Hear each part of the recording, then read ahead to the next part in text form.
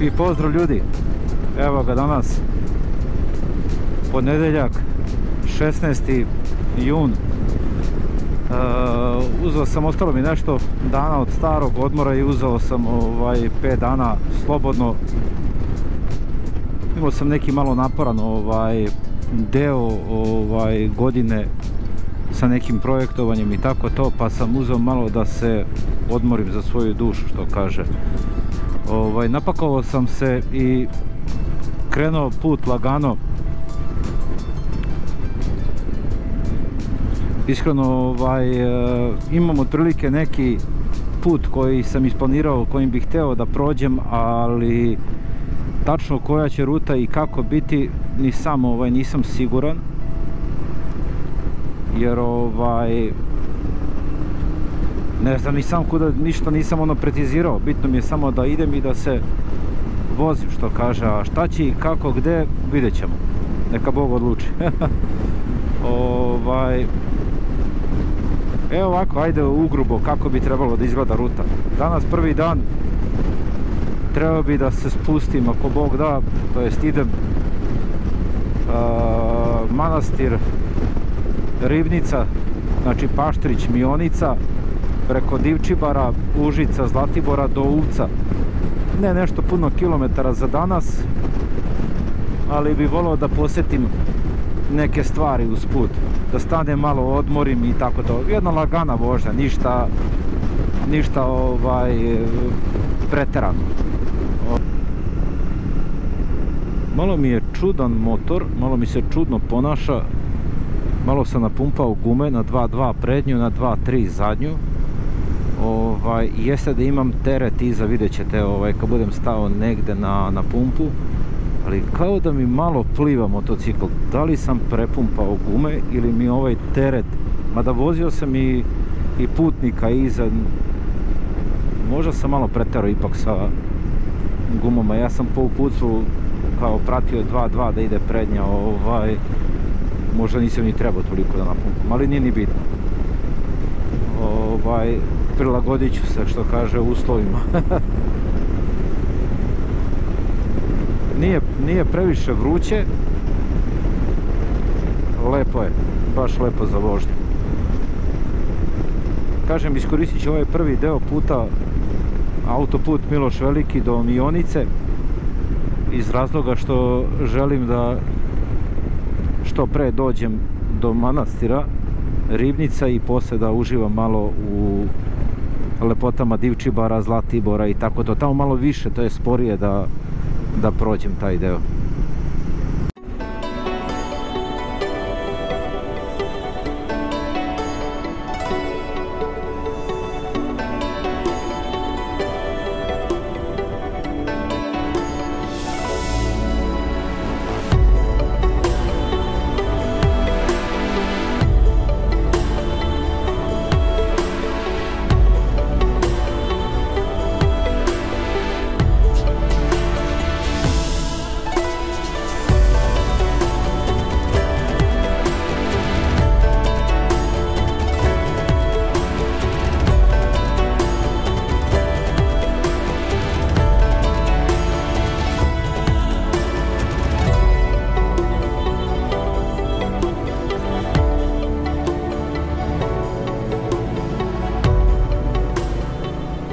I evo me, isključio sam se s autoputa. Sve ok, prošlo, nije ni velika gužva na autoputu, iskreno. Tako da, s obzirom da je ponedjeljak, ali dobro, već su, mislim da su već krenuli godišnji odmori, da je sredina juna, tako, druga polovina juna, tako reći, da je krenula. Može i to malo, ali stvarno nije neka velika gužva bilo. Idemo sada pravac Mionica.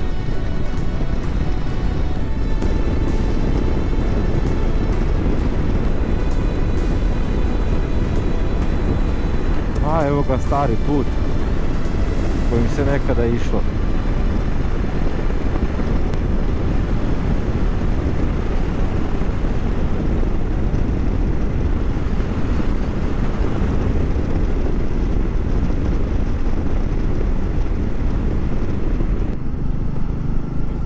I evo nas ljudi u Mionici.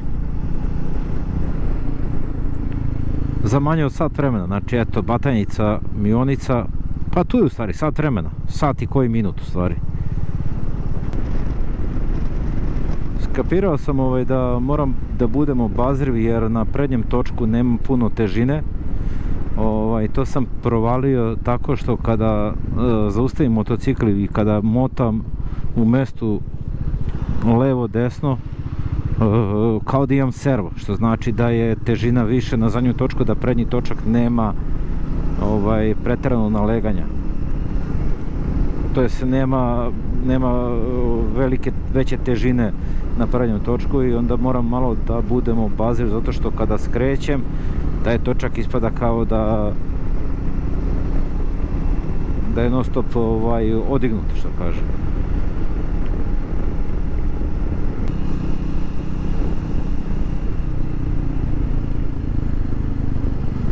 Jao, koji mirisi, ljudi moji.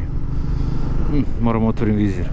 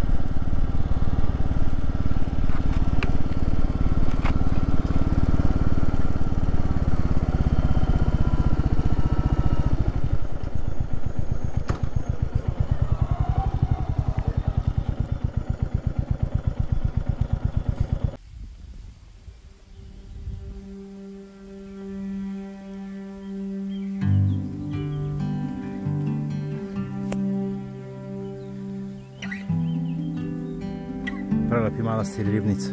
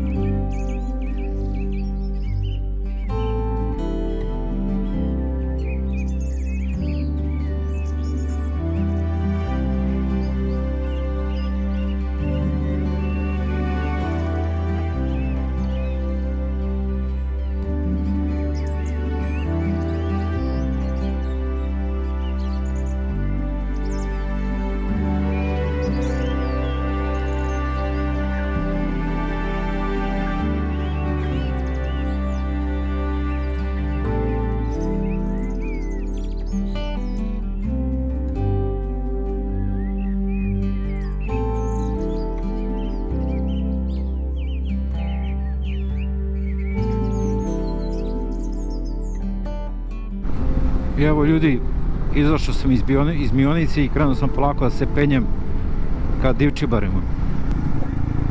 E da, ono što sam primetio, to je mnogo kamera ima ovdje. Mislim da sam od Mionice, kad sam išao ka Paštriću, tamo ka Manastiru Ribnice, nisam baš siguran da li sam prekoračio ili nisam brzinu 50 na sat. Mada je bio neki traktor sa senom ispred mene, tako da ne mora da znači da sam prekoračio. Ali pazite, eto, ako vozite ovuda, pazite se, znači zaista ima mnogo kamera.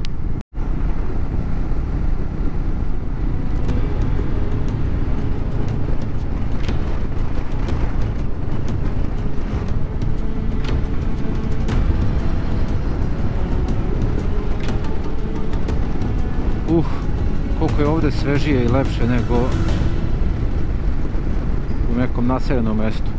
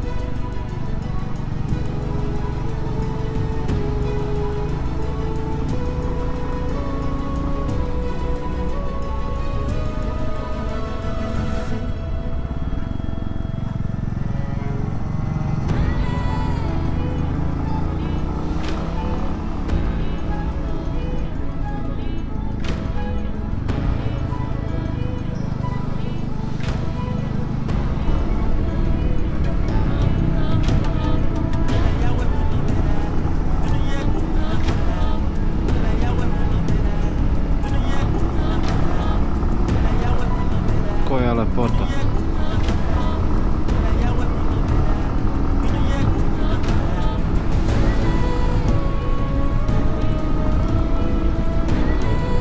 Ali je prijatno ovdje.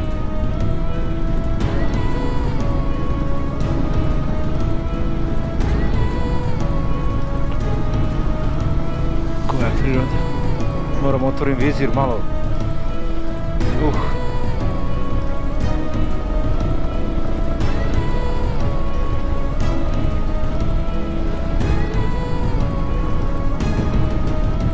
Kako je sveže ovdje, hladnjikavo.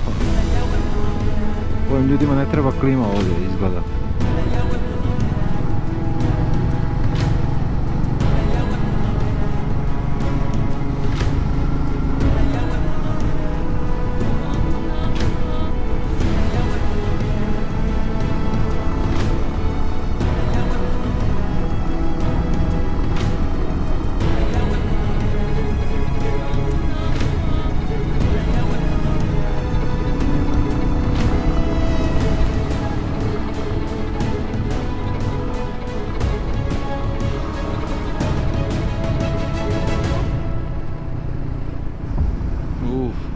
Kako lep pogled.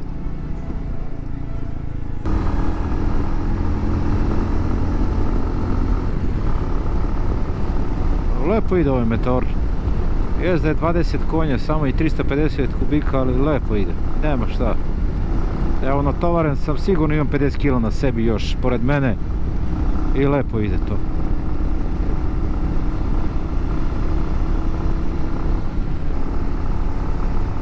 Jao, kako je ovdje lepo. Sveže.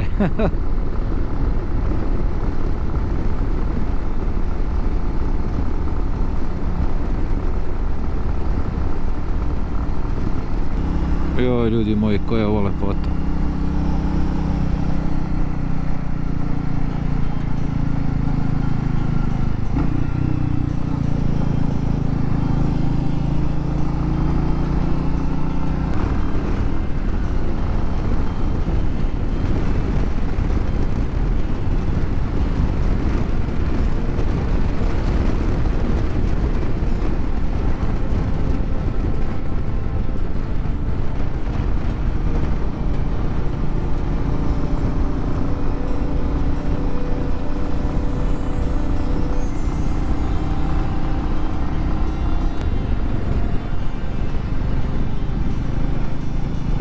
Aha, aviončić.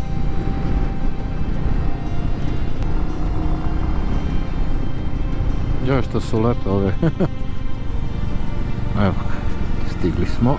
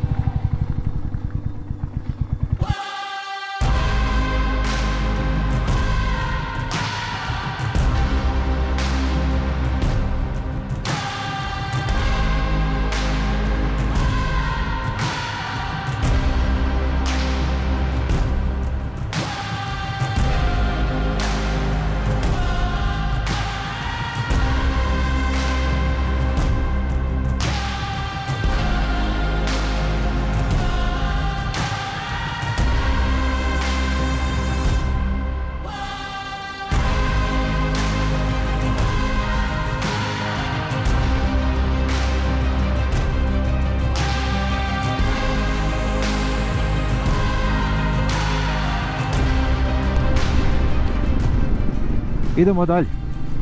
15 do 3 je. Meni još 2 sata treba do mjesta gdje ću da noćim. Imam još 112 km do tamo. Nadam se da se neće još mnogo gdje zadržavati. Da bi stigao da se raspakujem dok se još vidi. Ali bit će to sve dobro. Ajde, kažemo, ako mi navigacija kaže da sam tamo za 2 sata, znači za 3 sata da kažemo, sad je 3, znači u 6 sam tamo. Super. Da Bog bude tako. Ali joj, pogledajte ove predale, ljudi moji.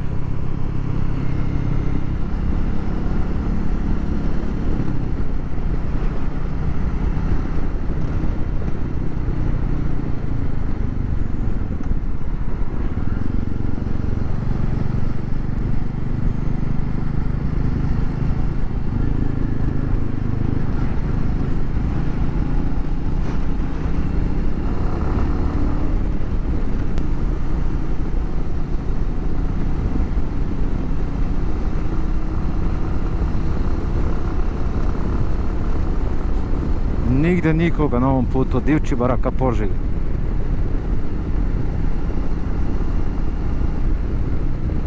Usuprot sam sreo nekoga, ali da je mene neko prestigao ili ja da sam nekog stigao, nema ništa.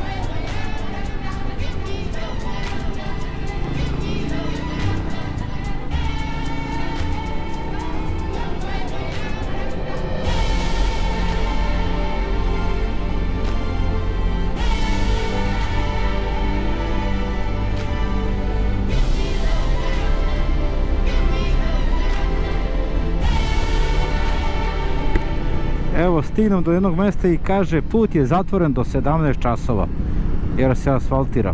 Kaže ima neka prečica pored FK borac. Ajde da vidimo. Aha, evo ga put.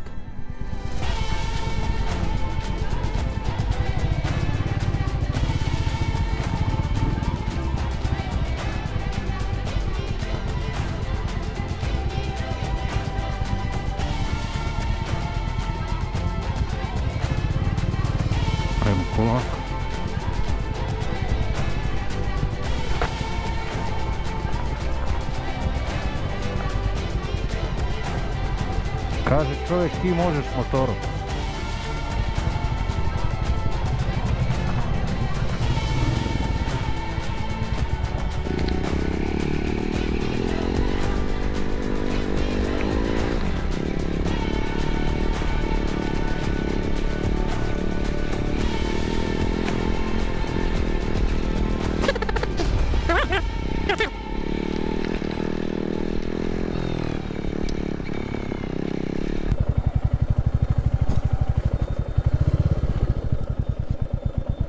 Šta je ovo, brate mili?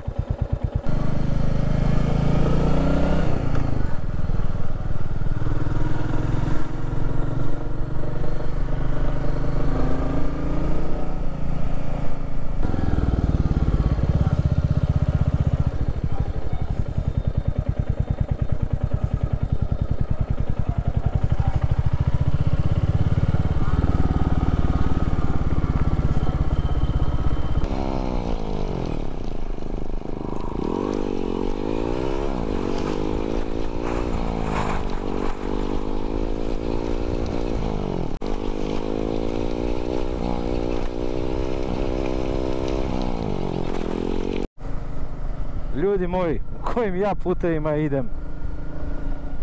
Pa da sam birao ovakvu rutu ne bi je izabrao. Fenomenalno. Idem ka Užicu polako. Opa, ježičak.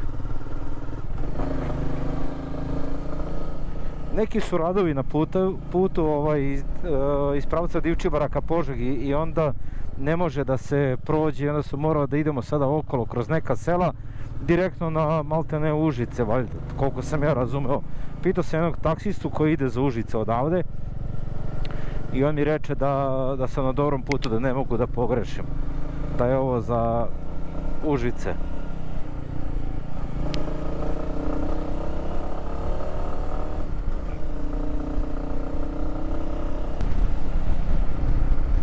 Koliko je lepa ova naša Srbija.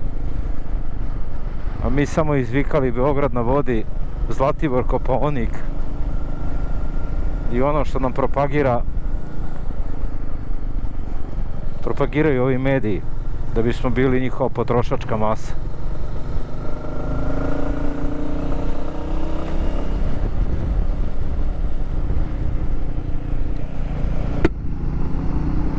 Sviđa mi se sa otvorenim vizirom kada vozim, uživam u ovom vazduhu iskreno. Ali ajde, ako već nešto čevrljam, onda da zatvorim da se bolje čuje.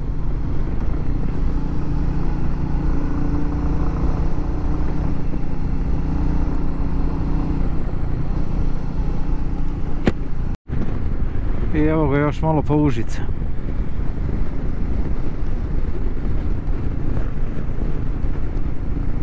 O, šta je ovo?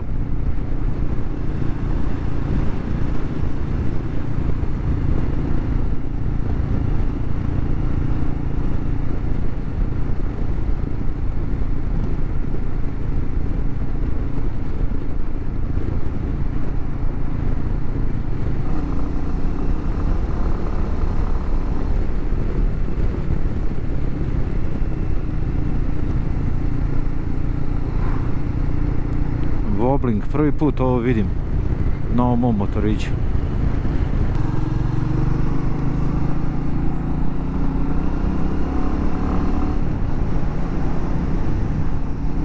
Izlazimo iz Užica još malo.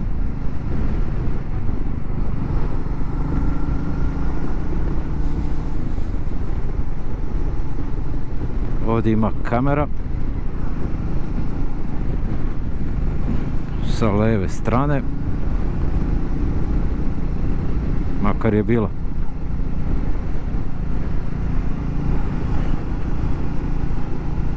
Jedna je srednjevekovna tvrđava iznad Užica.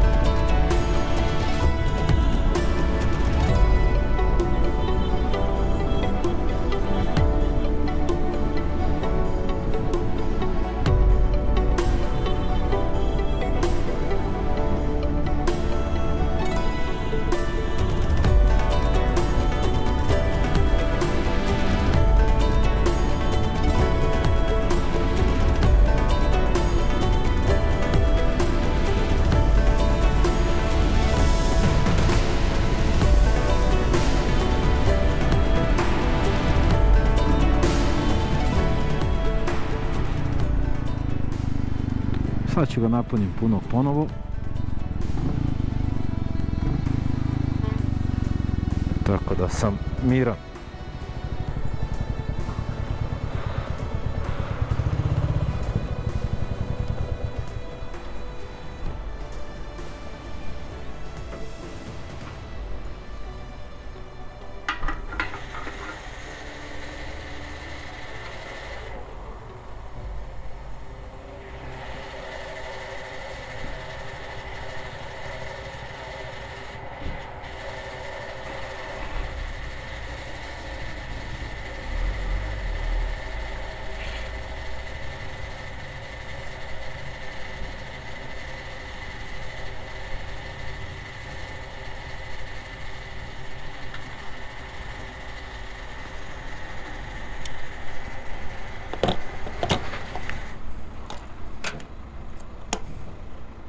Mislim da sam snimio. Jesam. Evo, 6,95 za pređenih 224 km. Samo da platimo. Hajde. Evo ga, popio sam kafu, sipao sam gorivo. Nevjerovatno, od Beograda do ovde. Nije mala potrošnja, ali sam zadovoljan. S obzirom da sam ja na njemu i natovaren kao maltene da je moja žena iza. Moja žena ima tu oko 50 kg. Tako da natovaren. Prešao sam 225 km, sipao sam 6,95 litara, znači nepunih 7 litara. Kada to izračunam, izađe nešto malo manje od 3,1 litar na 100 km. Ja sam stvarno zadovoljan. Tako da, eto, od 14 plus minus nešto malo, oko 15 litara koliko staje u rezervoar, ja sam sipao maltene, znači mani pola rezervoara, eto. Ajde neka bude pola.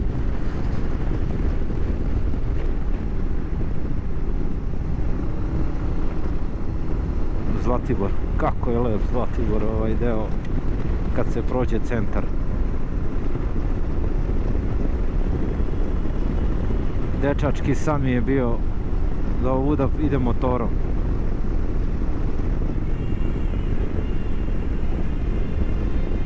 Evo ga Tornik.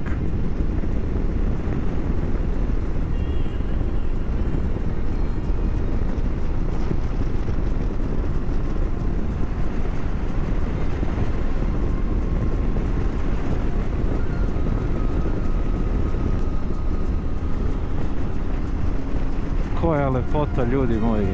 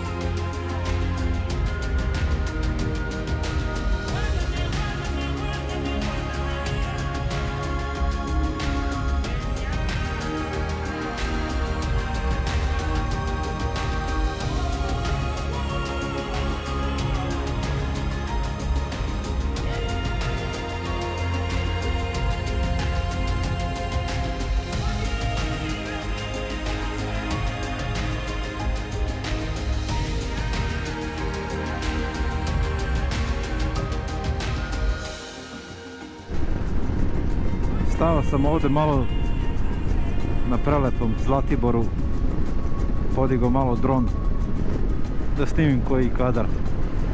Koja je ovo lepota, ljudi moji. Joj, sam je da imam svoj kombi, onaj kamper kao, ja mislim da bi svaki vikend bio, ali dobro. mislim da bi bio na nekom drugom mjestu. Ali opet, znate kako, jedno je to kada kažeš ej da imam i kada imaš. Jer sada je lako reći da imam, a da imam, pitanje je da li bi se sve sklopile kockice da i jedan vikend odem. Ali slava Bogu.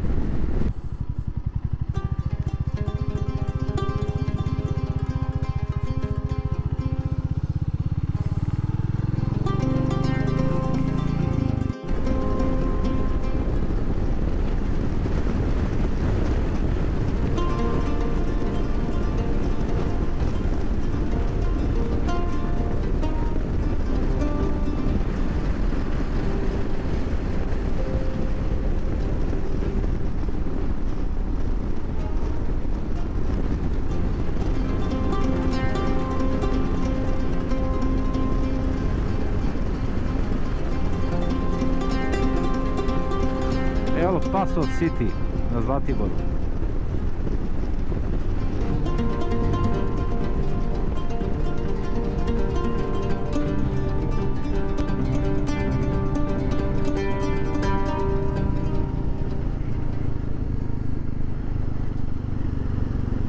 Uvac.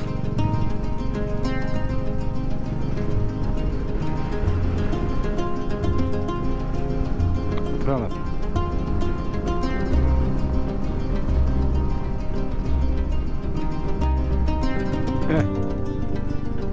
Gledajte sad ovo.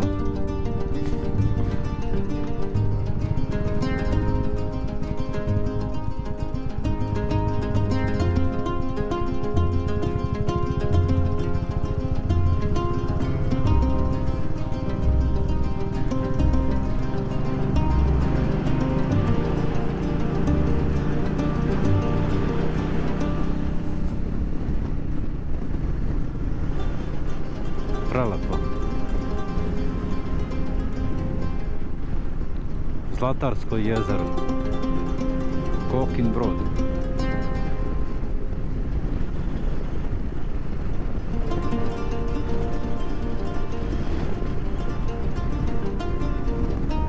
Evo, 258 km od Beograda. Koja lepota. Majko moja draga. Ne može da se uporedi putovanje automobilom i putovanje motociklom.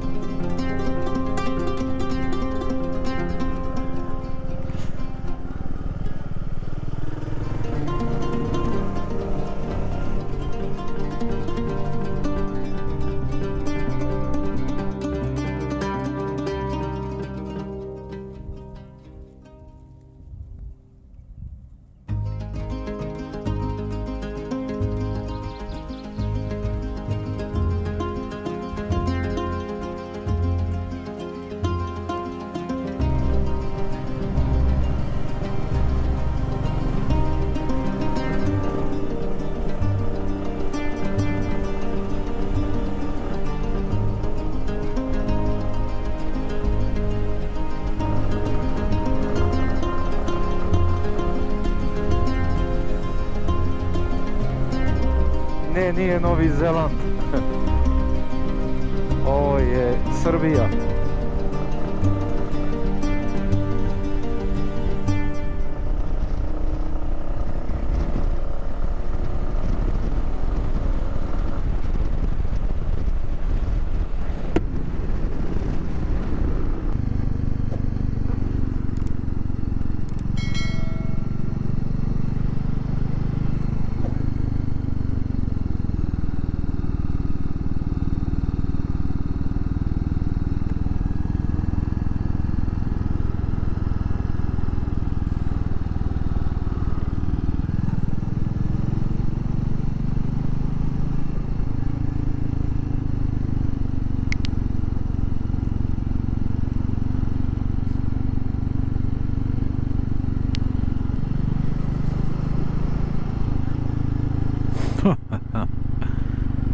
Da li je ovo realno?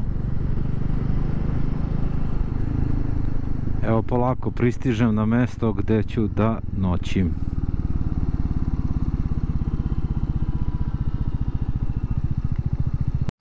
Evo ga, šator sam sklopio, namestio.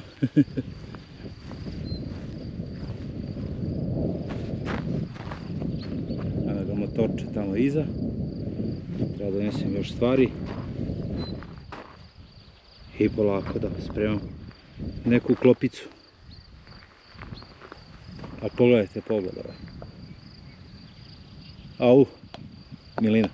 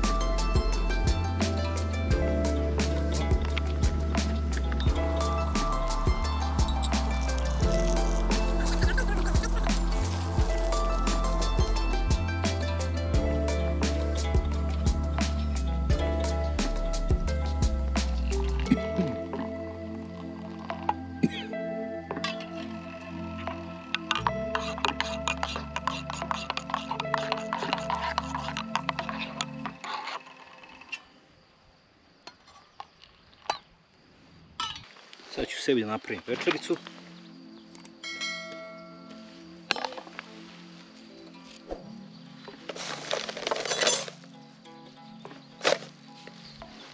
Za večeru pravim guacamole i tortiljica.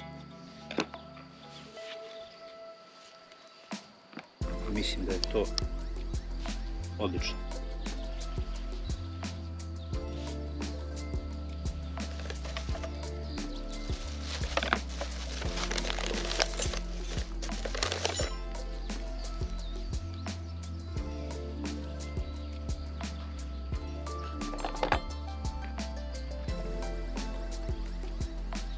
Inače, kada ne postim, koru ovu od avokada ostavim kako bi mogao da ispečem jaja sebi posle. Namažem tiganj, tako reći, tom korom od avokada i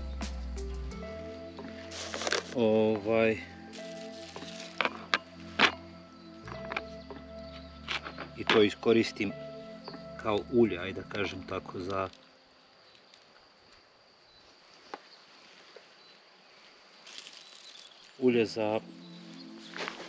za pečenje jaja.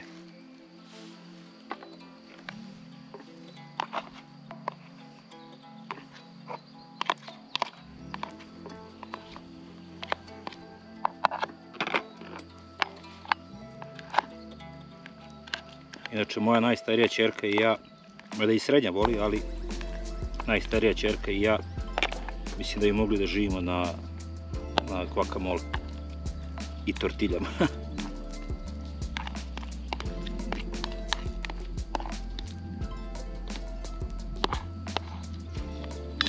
Nije veliko ovaj avokado bio, tako da bit će super.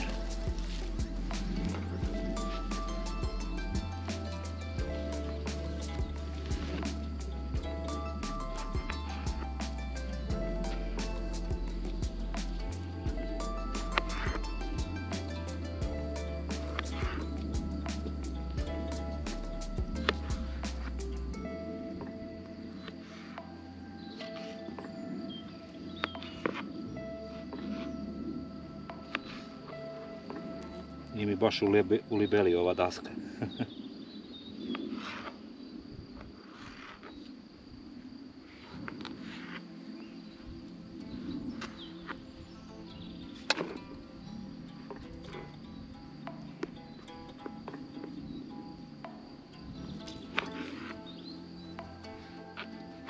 Nešto se, kaže, sutra oblači, tako da bi sutra trebao da napustim ovo mesto, da odem pre 11 časova, jer bogme, koliko sam vidio vremensku prognozu, kvari se vreme, čak i kiša će biti neka sutra. Ali generalno ovdje je ovaj deo je tako promenljivih vremenskih uslova.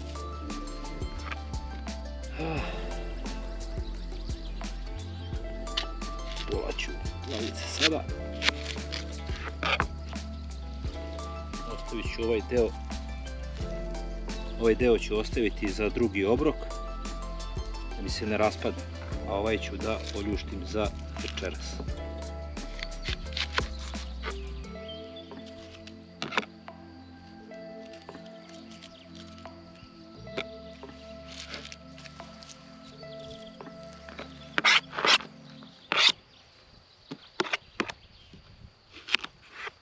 Tu dole ima česma, tako da ću posle dole da siđem da operem ovu dasku, nož i tako to.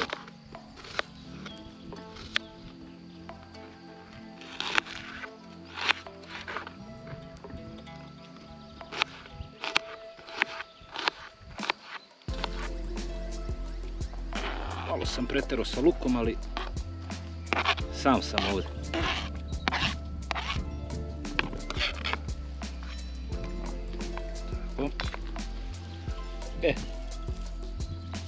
Sada u ovo, pored soli, ja dodam jednu jako ljutu papričicu. Ne valja rukama da je stavljam, ali nadam se da se neću prevariti i pipnuti po očima. Inače ću plakati noći.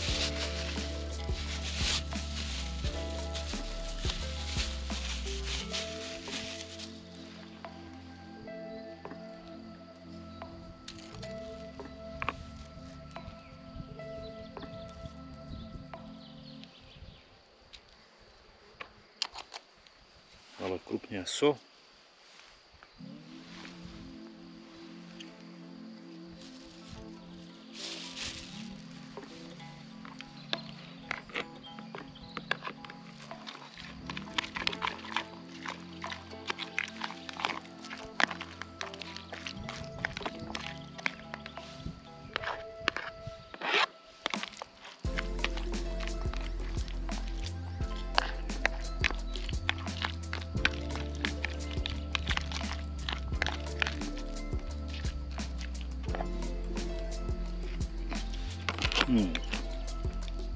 Top.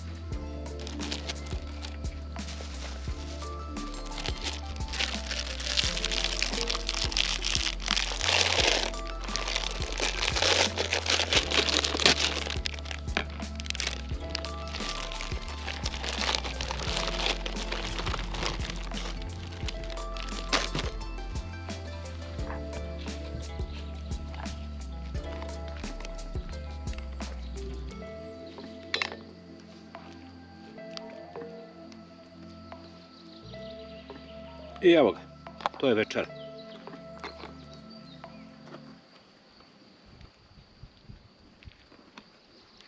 Prijatno.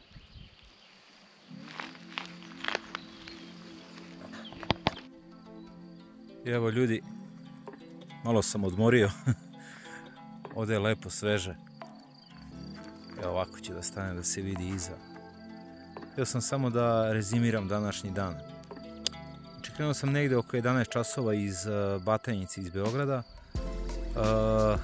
i išao sam put Mionica, Paštrić, manastir Ribnica, pa sam se vratio nazad u Mionicu preko Divčibara, dole, sada kad sam krenuo ka Požegi, da, jedna deonica puta se radi, asfaltira.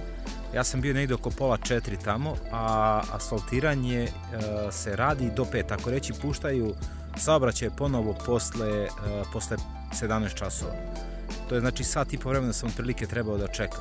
Mene je iskreno mrzelo i nisam želeo da čekam, nego sam se vratio malo nazad na savjet jednog vozača kamiona i kako sam se vratio nazad morao sam prolazim kroz neka obližnja sela. Mislim, generalno kad se stavi na papir nije to sad nešto puno da se zaobilazi, ali je otprilike neki 10 kilometara. Međutim, šta se dešava? Dešava se prvo da sam promašio put, otišao sam nekim makadamom, ne znam ni ja gde sam završio, na kraju sam se okrenuo, jer bukvalno više puta nije bilo putu, kraj puta je bio, morao sam se okrenuo i vratio sam se nazad. Pitao sam nekog čoveka sa traktorom gde i onda mi on objasnio, mislim nije ni sačekao čovjek da završim pitanje do kraja, rekao ideš pravo na prvom kružnom toku, skreneš desno i pratiš put samo, tako sam i uradio. I spojio sam se nazad na taj put i zaista jednim lepim putem, ne toliko prometnim, sem taj deo tu gde je makadam bio, tu izuzetno prometno bilo jer je jako tesno i ne mogu da se mi mojiđu automobili. Posle toga sam nastavio ka Užicu, ušao sam u Užice, prošao kroz Užice, popeo se gore ka Zlatiboru i na Zlatiboru napravio kratku pauzu, popio kaficu, ispričao se sa nekim ljudima koji se vraćaju sa motoskupa koji je valjda ovog vikenda bio u Trebinju, nisam ni znao za to, ali ajde, mislim ja generalno ne volim te motoskupove zato što obično se uvek nađe neko ko želi malo da se dokazuje i tako to i onda tu kreće i trkanje i jurcanje i tako to. Lepše mi je ovako nešto malo mirnije i smirenije. Malo se ispričao sa njima, sa tom ekipicom. Oni su se vraćaju za Pančevo, a ja sam nastavio dalje vamo ka Uvcu, ajde da kažem ka ovom prelepom Zlatarskom jezeru, a ovo je u stvari meandri Uvca. Tu sam se onda ukampovao, lepo raspakovao šator, podlogu za spavanje koja mi se čini da je pukla, ali ajde vidjet ćemo, jer malo pa vidim da izgubi vazduh, ali dobro, poslužat će. Tako da spremio sam bio večericu, napravio sam sebi guacamole, ja i moje ćerke, starija i srednja. Ovim putem ih pozdravljam. Ivonu i Jelenu vole guacamole, a pogotovo ova starija, ja i ona bukvalno se otimamo kući za avokado, kako bismo sebi napravili obrok u tortilji. To je to. Ovdje sam, ovo moram u stvari da kažem, zato što ovdje je zaista lep jedan plac na kojem može da se otvori šator, da se kampuje, drži jedan dečko koji se zove Filip i ovdje deo, ajde da kažemo kamp se zove Filipov breg. Filipov breg zvanično ne radi još uvek, mislim da će od sljedećeg vikenda već da počne da radi, ali je dečko nam, ajde ja sam ga zvao već nekoliko puta, da li je spremno i onda je on rekao čovek, vidi, idi, slobodno parkiraj na donji parking, prve dve parcele za kamp su ti sa najlepšim pogledom, ako hoćeš tu otvori šator, prespavaj, objasni mi gdje imam česmu sa vodom, struje ako treba da punite nešto trenutno nema, s tim da sam ja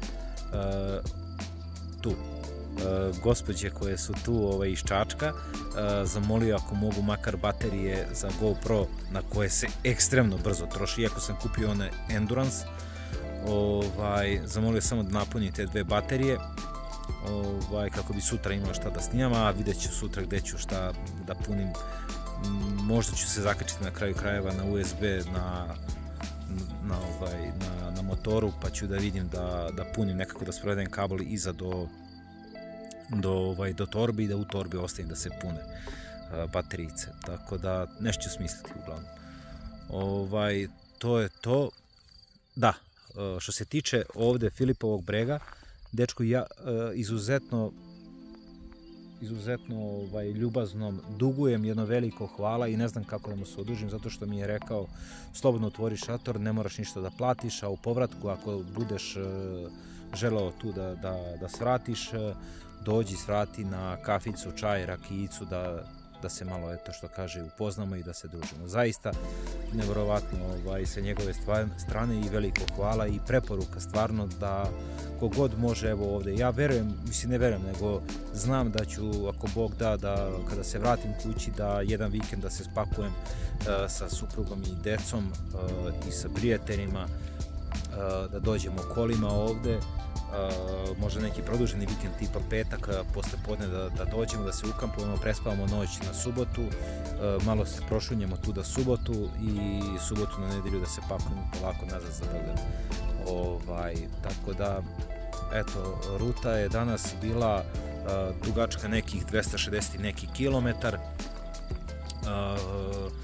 Sipao sam na Zlatiboru posle 225 km, sipao sam 6,95 litara goriva, što je eto nepuni 7 litara, da kažemo 7 litara, što znači da mi je potrošnja bila nešto malo manje ispod 3,1, s obzirom da sam na motoru, kažem, opet bio ja koji imam oko 90 i nešto kilograma i oprema sva i stvari koje su sigurno tu negde, jer osjetim po motoru da se drugačije ponaša, sigurno ima skoro 50 kg, tako da, jer moja supruga ima 50 kg,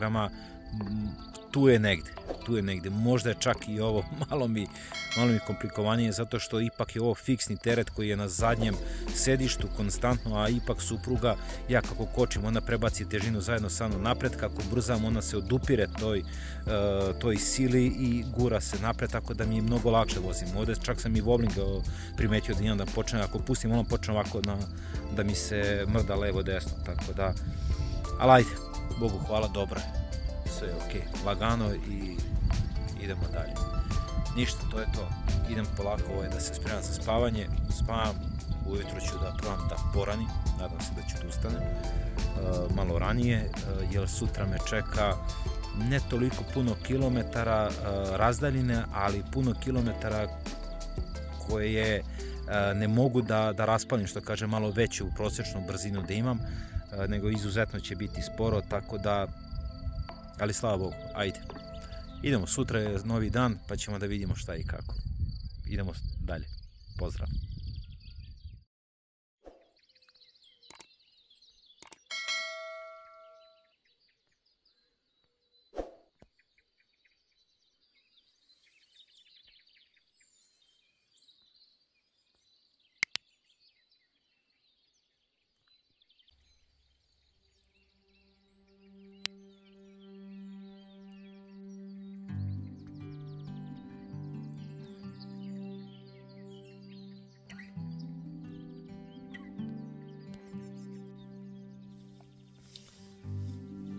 Dobro jutro, ljudi.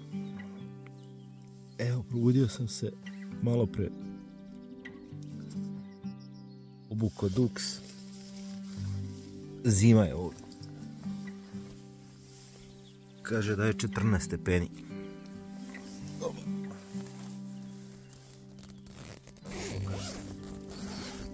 Nešto.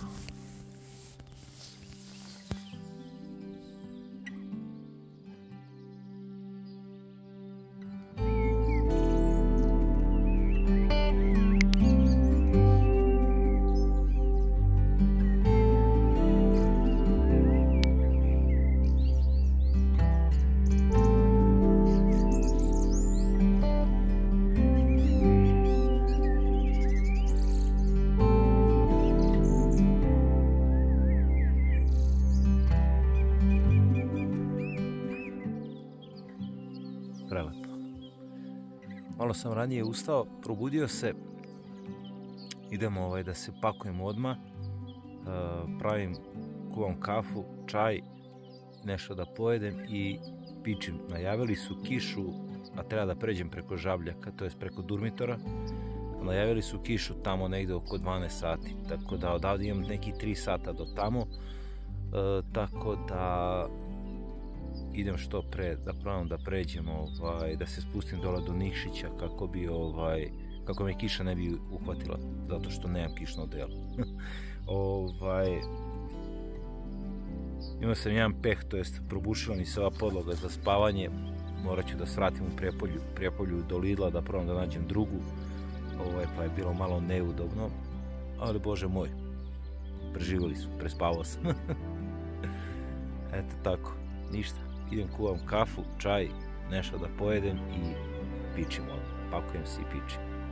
Ajde da probam da krenem pre negdje oko 7 do 7 da krenem.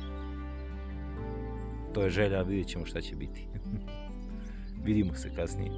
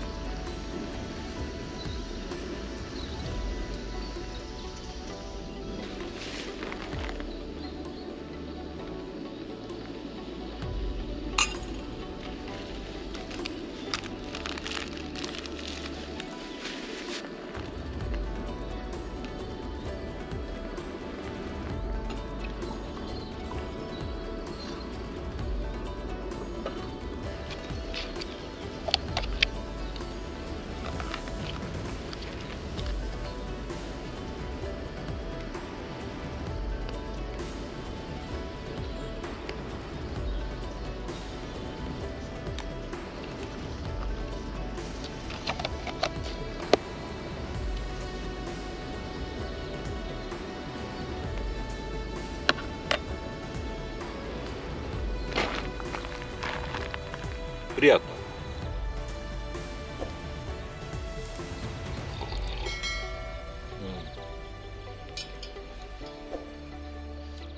Super.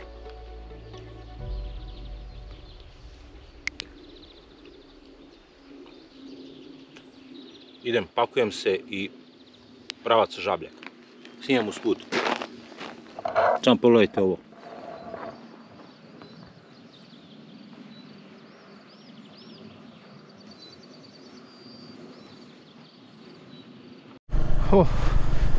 Evo drugi dan ljudi, 7:10 je, u 5 sam ustao, dok sam se umio, spakovao, doručkovao, prođe 2 sata. Idem polako sa Filipovog brega. Još jednom samo da napomenem ljudi, znači stvarno preporučujem, ako neko želi da dođe ovdje, da se odmori malo, da kampuje, Filipov breg, tu blizu Zlatarskog jezera, svaka preporuka. Čovjek ima parcele lepo sređene za kampovanje.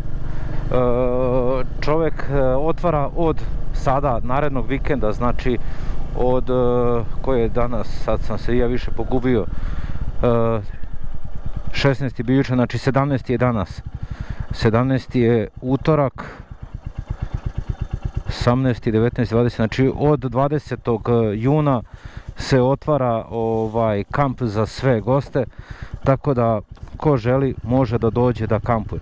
Čovjek ima opciju i nudi, ako nemate svoj šator, podlogu i tako to, nudi da se uzme od njega, da se iznajmi njegova oprema i možete da uživate sa svojom porodicom.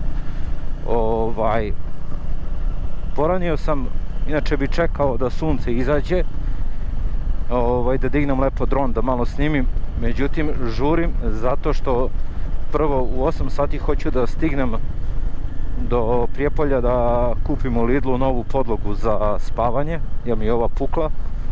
To je prva stvar. Druga stvar, ako je ima uopšte tamo.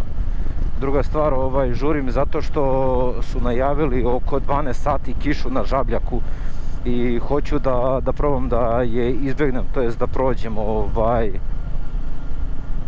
da prođem preko Žabljaka pre 11 sati. Eto, to je plan.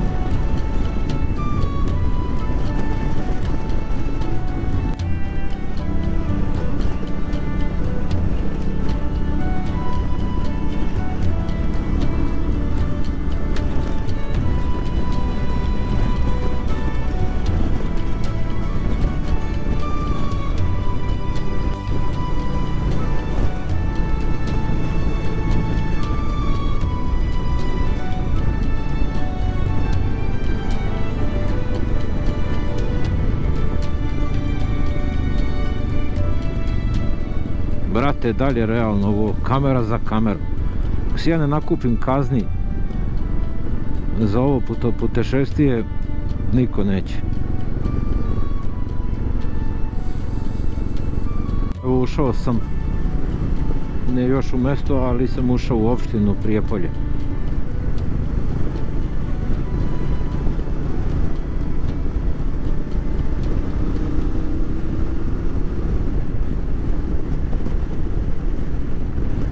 Tu se nalazi u Prijepolju manastir Mileševa, gdje se nalazi i leva ruka šaka, tako reći, našeg Svetog Save, prvog srpskog arhijepiskopa.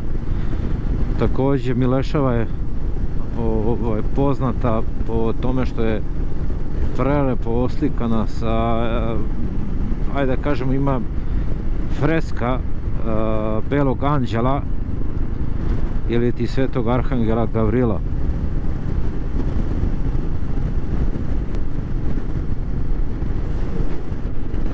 Kao ogledalo, kao ogledalo.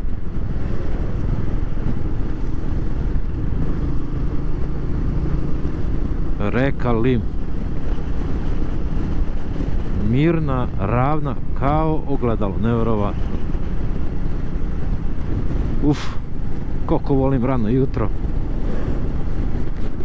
Najviše volim kada poranim ujutro, onako ustanem i ispratim kako se priroda i sve oko tebe budi. I evo me, ljudi, izlazim iz Prijepolja, to jest prolazim kroz Prijepolje. Svratio sam do Lidla, navodno ovdje, koji ima u Prijepolju. I šta se dešava? Dešava se da je Lidl u izgradnji i da još uvijek nije otvoren, a na Google mapama stoji da rade od 8. Neko je pogrešnu informaciju uneo, tako da, ali dobro. Idemo dalje, nema veze. Pa ima, Podgorica je velika, tako da nadam se da ću naći da li u Lidlu ili nekoj drugoj radnji neku podlogu.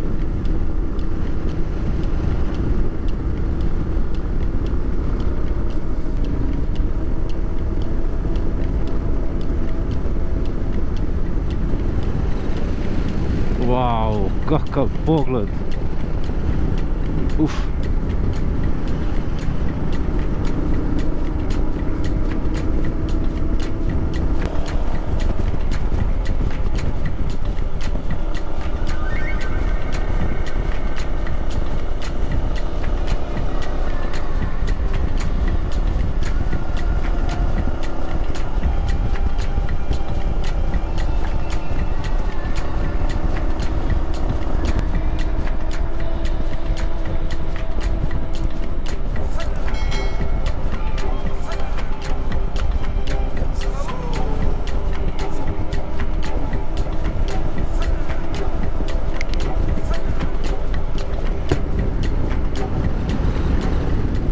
Mislim da nije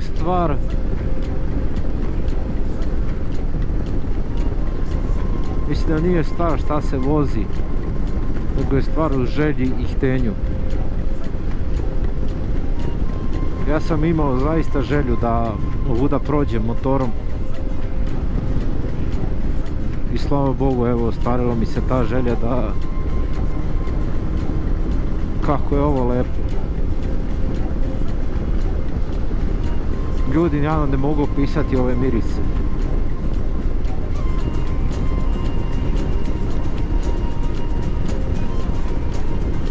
Da imam mogućnosti i uslove, momentalno bi napustio grad.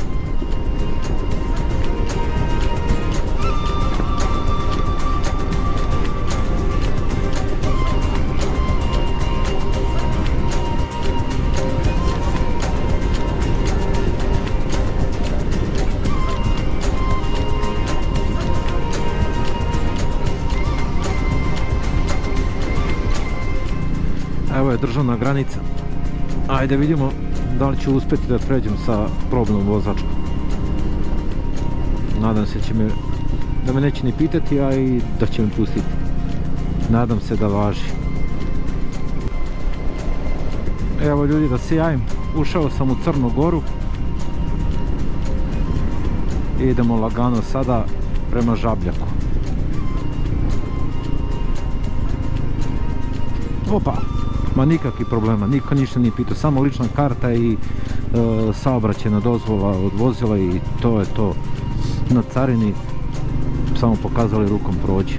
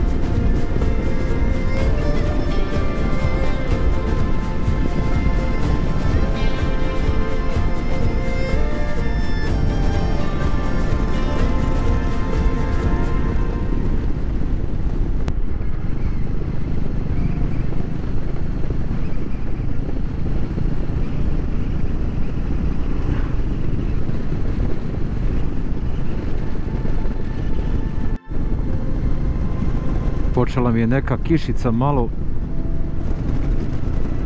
Izgleda prska iz nekog oblaka.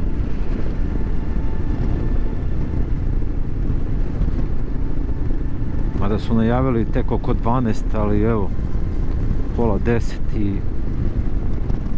vidjet ćemo. Nadam se da ću da uteknem. Evo ga most Đurđevića Tara. Evo pravim kratku pauzu u restoranu Suza Europe blizu Đurđevića Tara, tamo se vidi u pozadini. Popijem kaficu i idem dalje. Vidimo se.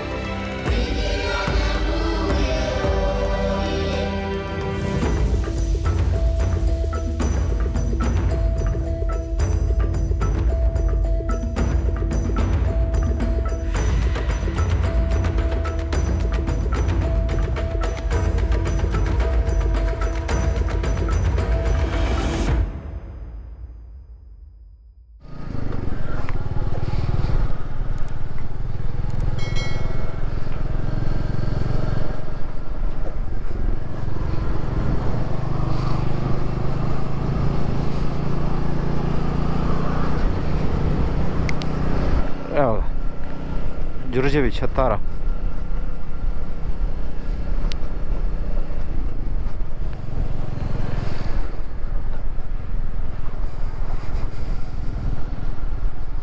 Prelepo nešto, stvarno.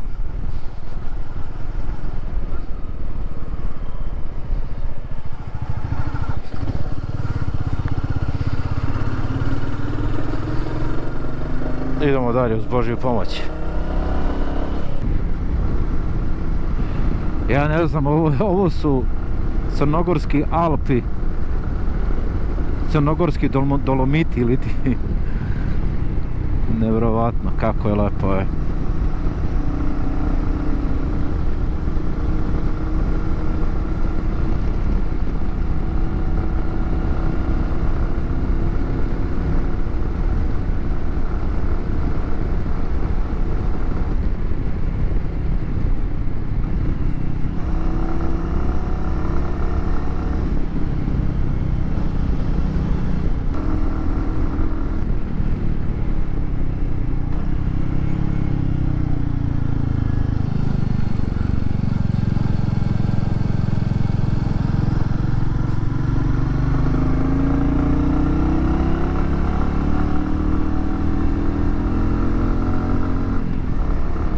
Ide mališan, 20 konja, 20 njutna.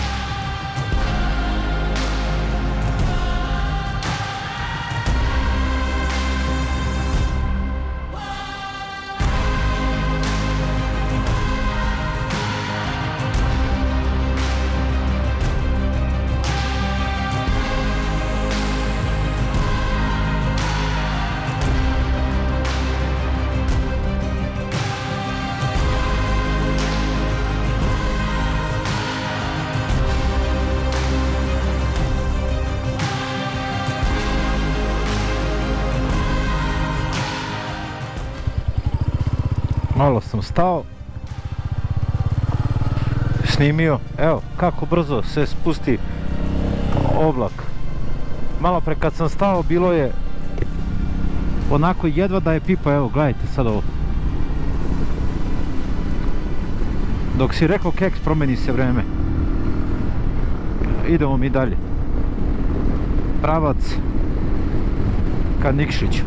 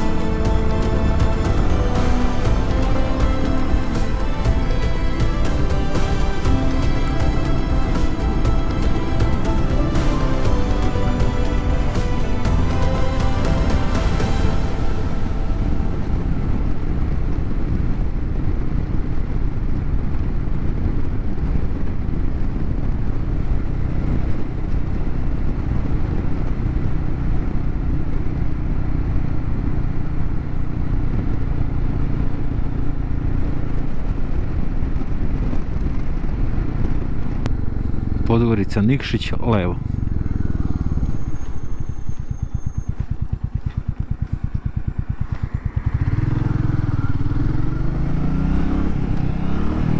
Opa. Lepo, toplo. Malo ću da napravim negdje pauzicu i onda idem dalje. Stao sam i napravio jednu malo dužu pauzu i popio sam kaficu i popio vodu, to jest Coca-Colu Zero, i rekao, kako sam seo malo kao da odmorim, primetio sam da počinje kao, hoće da mi se prispava, ajde kažem.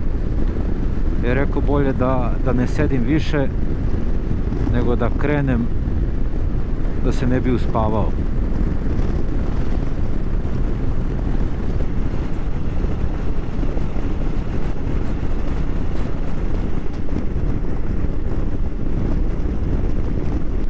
Evo ljudi, polako iz pravca Nikšića prilazim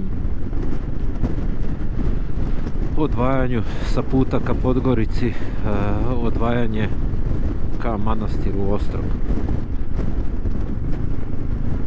Eno, u daljini se i vidi manastir Ostrog.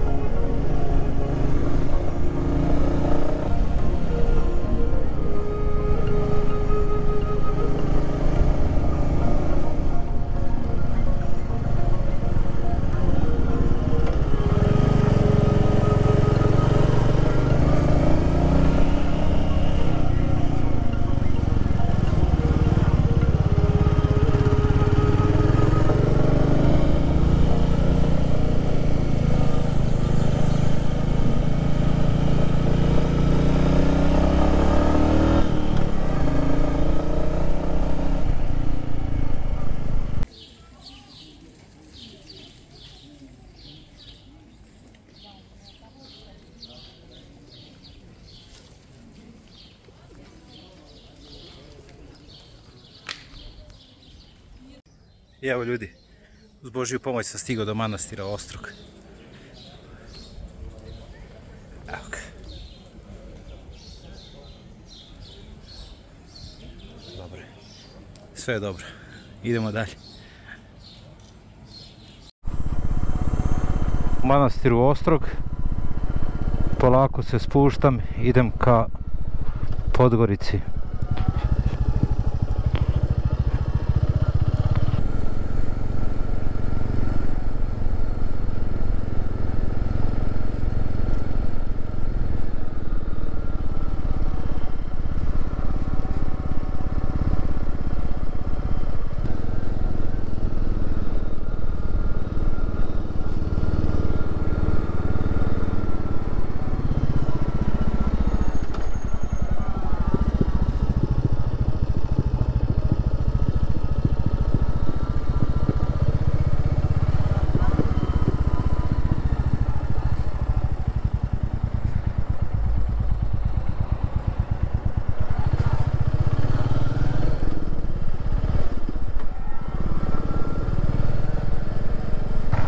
Evo je crkva Svetog Stanka. Sveti Stanko je jedan dečak kojem su Turci svojevremeno odsekli obe ruke. Te ruke se nalaze u toj crkvi, netruležne. I obično kada dolaze ljudi da se krste ovdje u manastir Ostrog, krštenje se vrši u crkvi Svetog Stanka.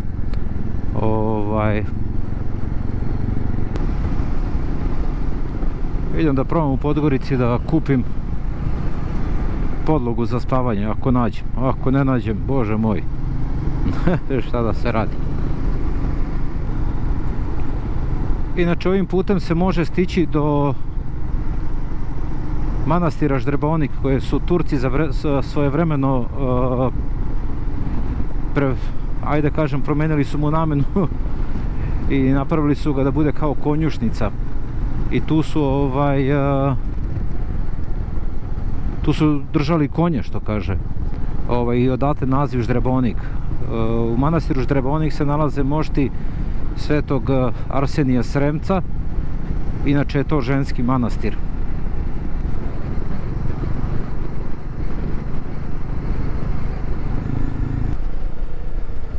Danilovgrad.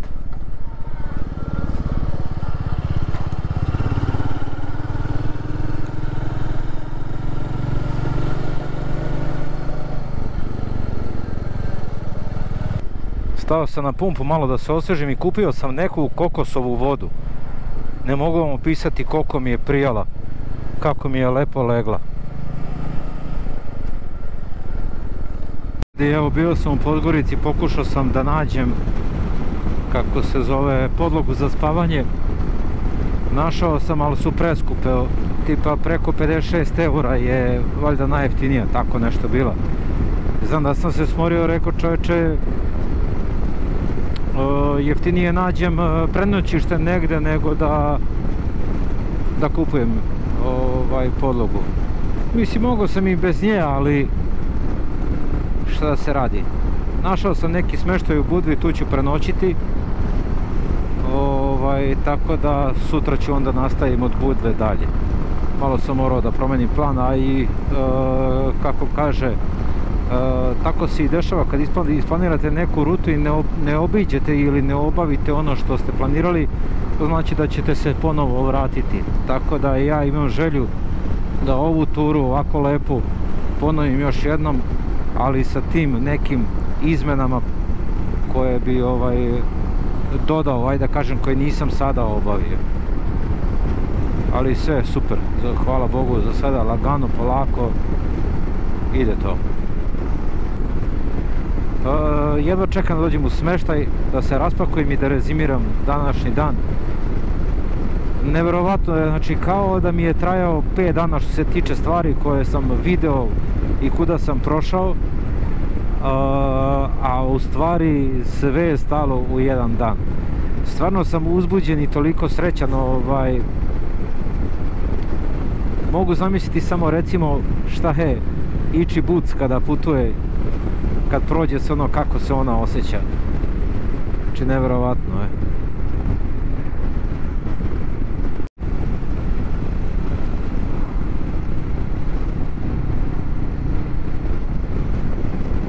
Idemo ka Cetinju. Desno od mene je Cetinje. Ja sam skrenuo levo ka Budvi, a desno ostaje Cetinje.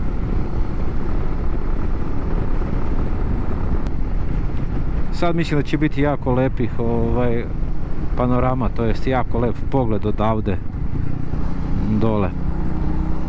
Vidjet ću ako budem mogao negdje da se zaustavim, a ako ne idem pravo u smještaj.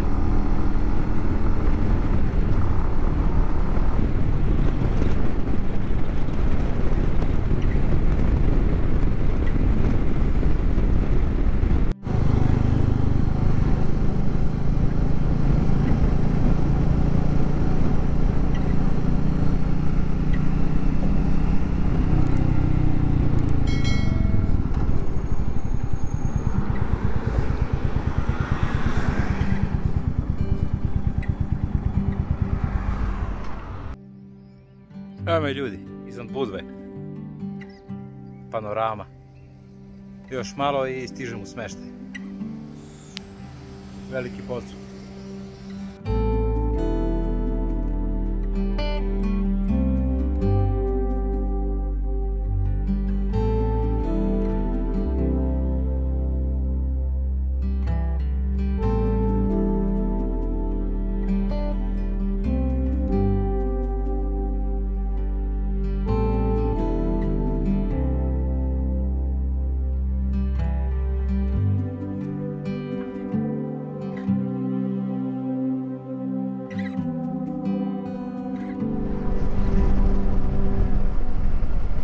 Stao sam na panoramu, napravim koju sliku i spuštam se dalje. Evo još 10 km do smještaja.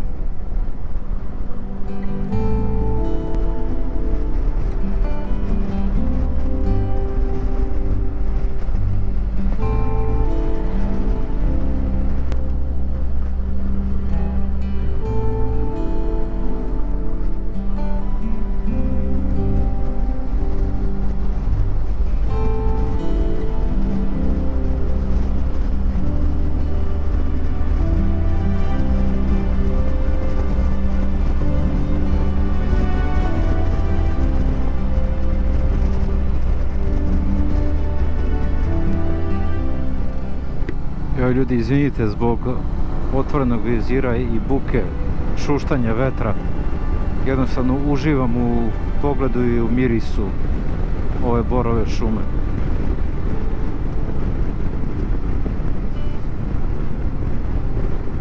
Ne mogu vam pisati kako lepo miriše.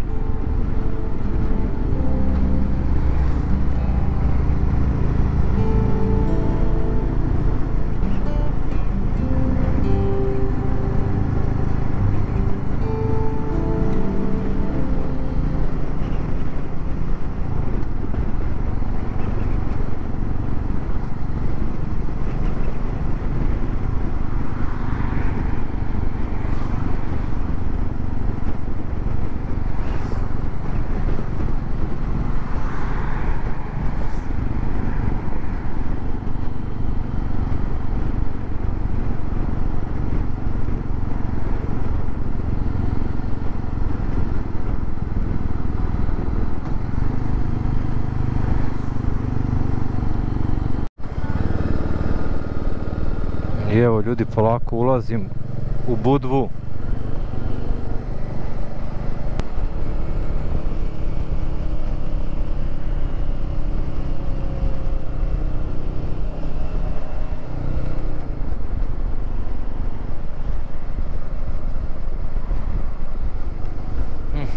Miris mora.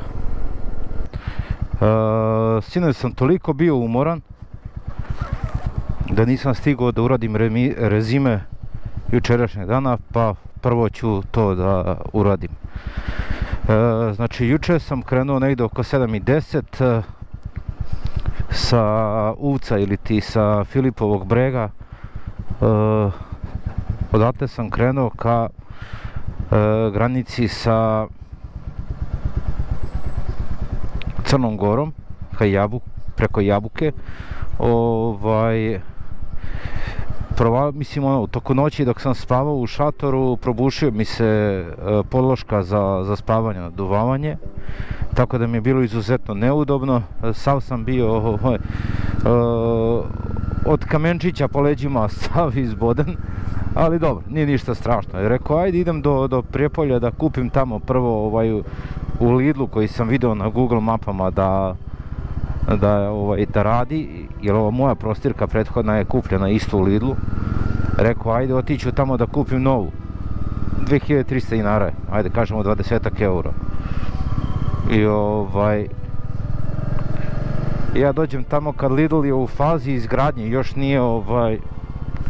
nije urađen, još nije završen. Rekao, dobro, ajde idemo, pa ću naći u Podgorici, u Lidlu. Naravno, Lidl uopšte nema u Crnoj Gori, to sam tek kasnije saznao, ali ima Intersport. I rekao, ajde u Intersportu ću da pogledam, jer sam našao na sajtu da ima za 20, skoro 30 eura. Neka, ajde to, rekao, kupit ću je.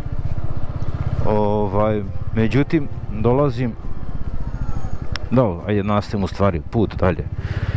Prelepim putem se penjem ka Durmitoru.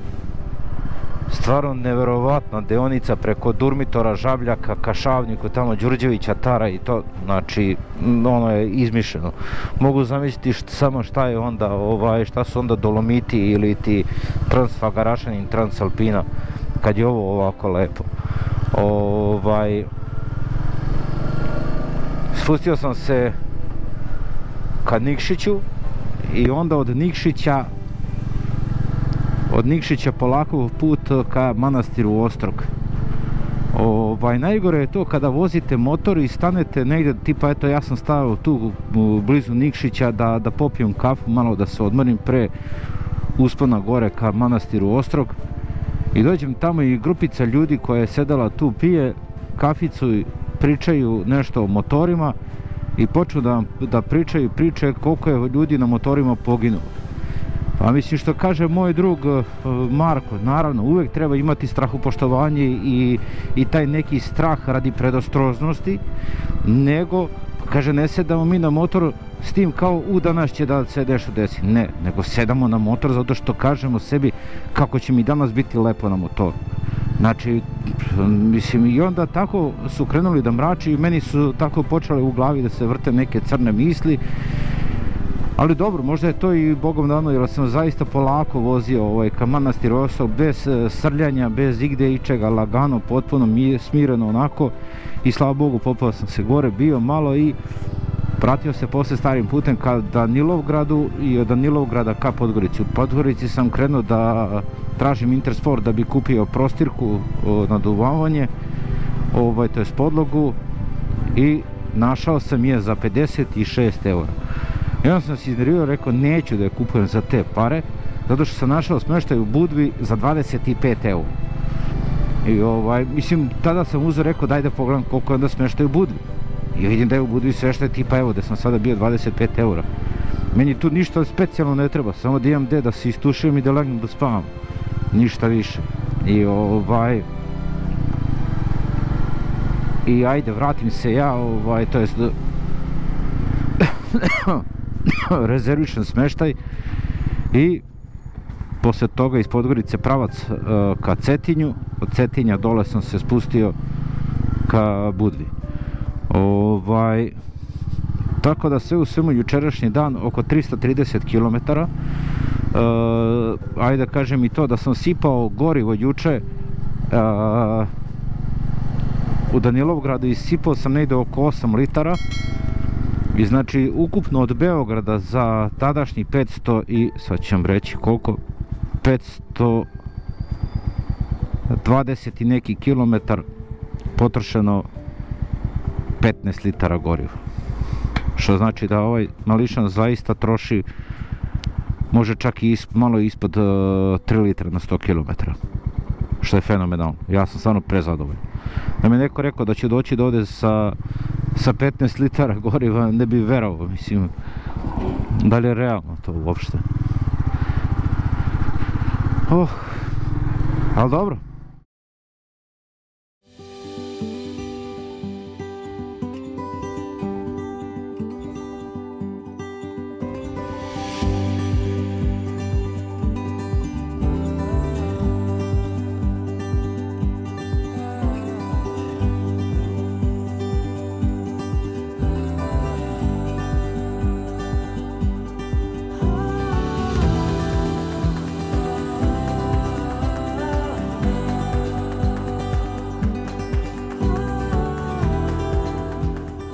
Dan treći.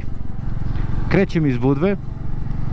Da, smještaj koji sam našao u Budvi je skroz gore na vrhu. Znači, neko ko bi hteo da letuje ovde, da bi mogao da siđe, da se kupa, jeste jeftin smještaj. Znači, rekao sam 25 eura. I zaista je toliko uzbrdo gore, ja ne znam, mora bi čovjek svaki dan da uzima neki taksi da ga vozi gore, jer ono je skroz gore u brdu. Šalim se, naravno,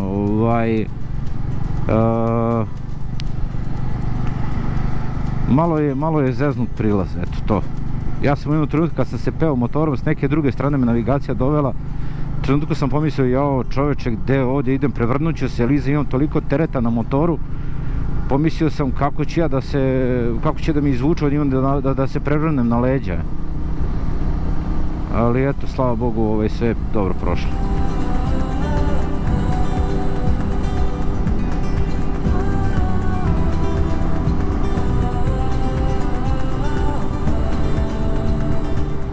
Vidim sada današnji plan, ali plan, kažem, bi trebao da bude Tivat. Neću ići Boka Kotorskim zalivom, zato što će im puno vremena oduzeti, reći vam i zašto. Idem, znači, na trajekt iz Lepetana, to jest prelazim Kamenar i Lepetane trajektom i onda idemo ka Trebinju, iz Trebinja ka Tvrdošu, iz Tvrdoša bi želeo da se vratim i da odem, da vidim Hercegovačku Gračanicu i posle toga idem ka Višegradu, ali usput ću da snimam pa ćemo da vidimo kuda ćemo sve proći, jer i ono što sam krenuo iz Beograda 3 puta sam promenio plan. A i tako sam i krenuo, bez ikakve bez ikakvog moranja da nešto moram tu i tu, tada i tada da budem. Ne, nego idem pa šta Bog da. Između Budve i Tivta evo još malo off-roada.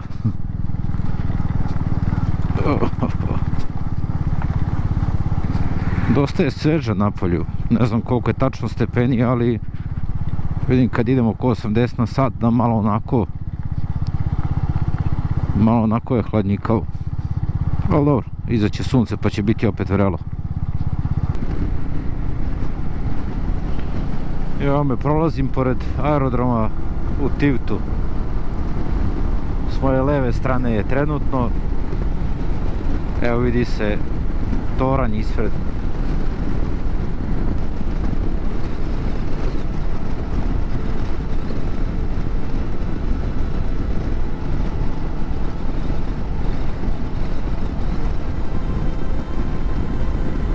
Nisam...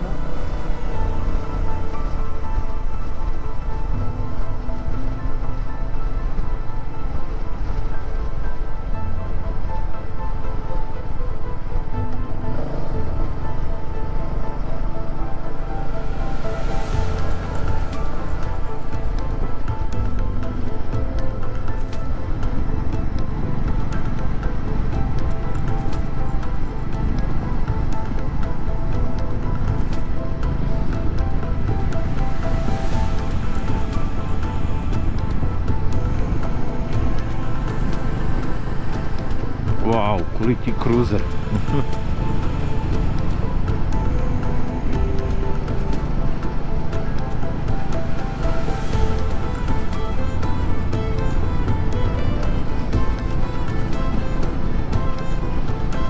Moram da otvorim vizir, ja se izvinjavam.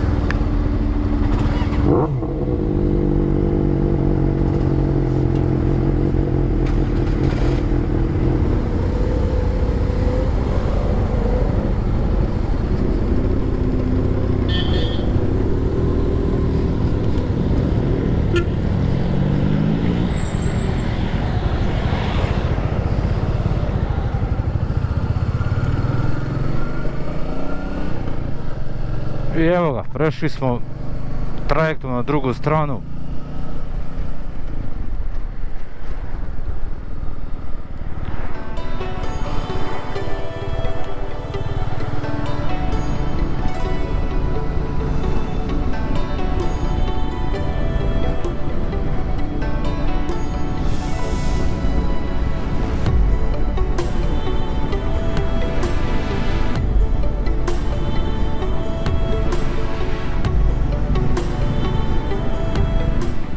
Kako bi volio da nađem neki kafić ovdje u samu obalu, da popijem lepo kafu.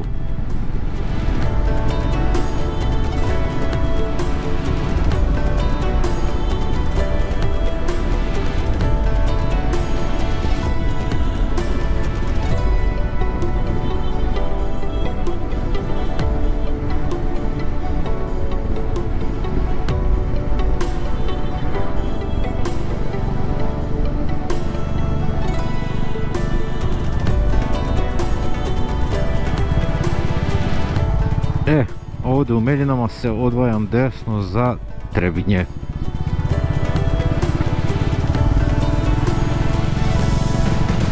Oho, nisam vidio rupu.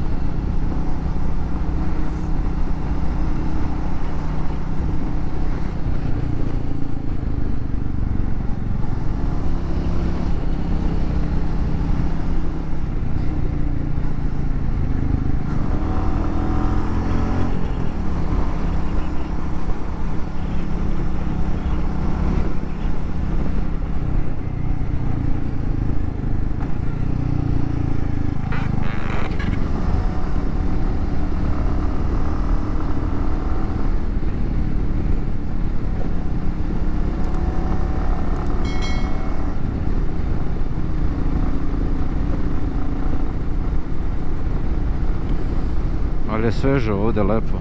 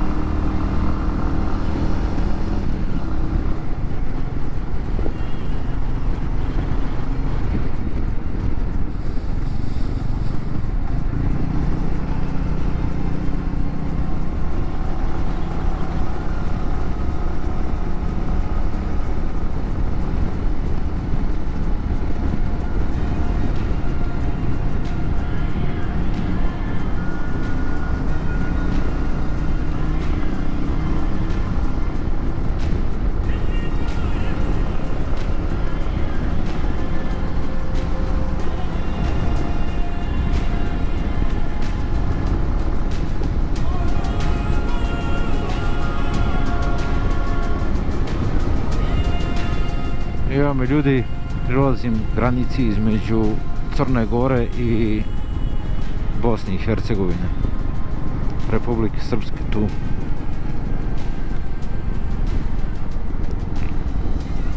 Da vidimo kuda treba da idem. Aha.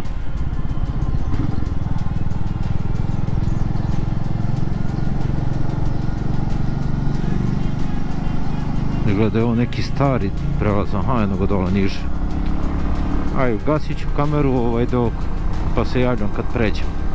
Ušao sam evo u BiH, prešao sam granicu, tako da idem sada dalje ka ka Trebinju, to jest Tvrdošu prvo.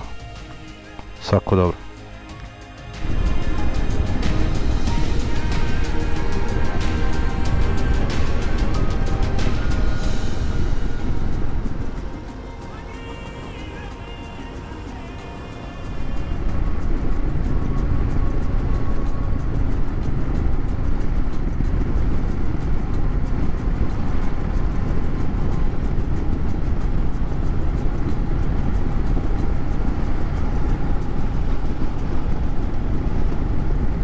Lepa Hercegovina. Moja majka inače iz Hercegovine.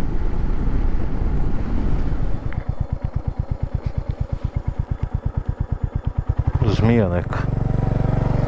Zgažena.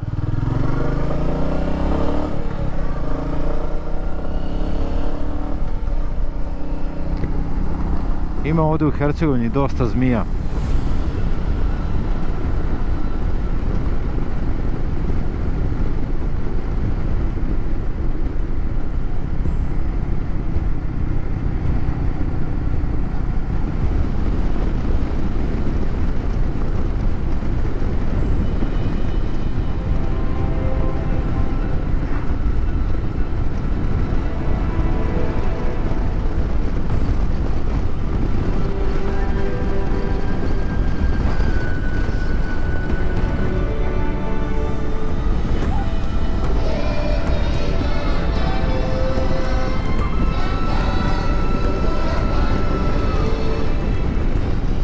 Trebinje.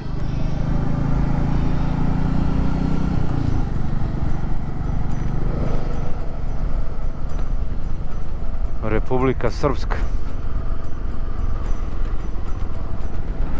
Prošao sam po, ajde kažem, kroz jedan deo Trebinja.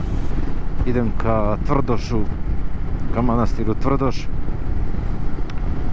Idem da posjetim mjesto odakle je Sveti Vasilij Ostroški. I poslije toga se vraćam nazad do Trebinja. Idem do Hercegovačke Gračanice. I poslije toga idem u pravcu ka Višegradu.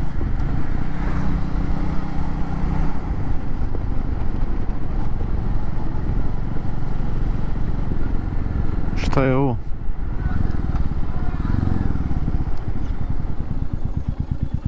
Jo, kornjača.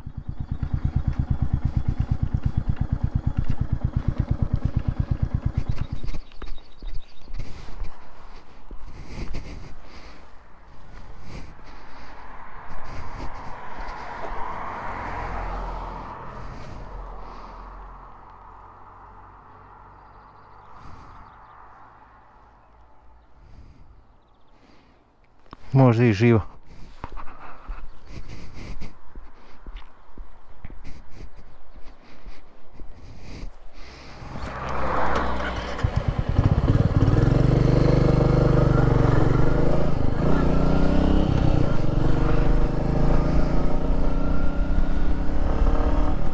Nadam se da je živa kornjačica. I evo me, ulazim u Tvrdoš. Jučer sam bio u manastiru Ostrog, gdje se nalaze mošti Svetog Vasilija Ostroškog. A sada evo dolazim u mjesto odakle je Sveti Vasilij Ostroški.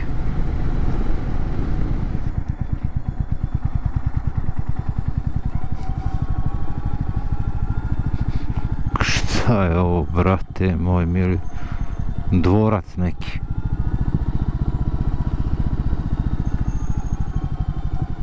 Knjeginja.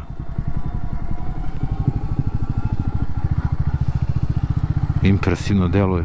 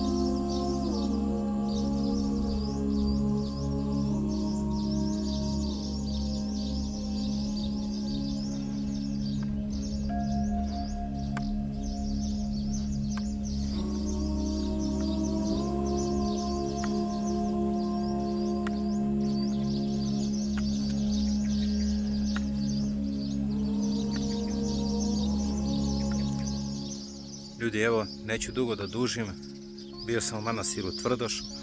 Manastir Tvrdoš je, ajde kažem, obnovljen u periodu oko 1300. godine. Obnovio ga je sveti kralj Stefan Uroš II. Milutin. To inače je, ona je obnovljena na crkvi iz 4. veka koju je car Konstantin i njegova majka Jelena koji su sazidali i posvećen je Uspenju Presvete Bogorodice. Još jedna stvar zanimljiva za manastir Tvrdoš i povezano sa svetim Vasilijem Ostroškim je što se kao stojan sveti Vasilij Ostroški zamonašio oko 1630. godine ovde.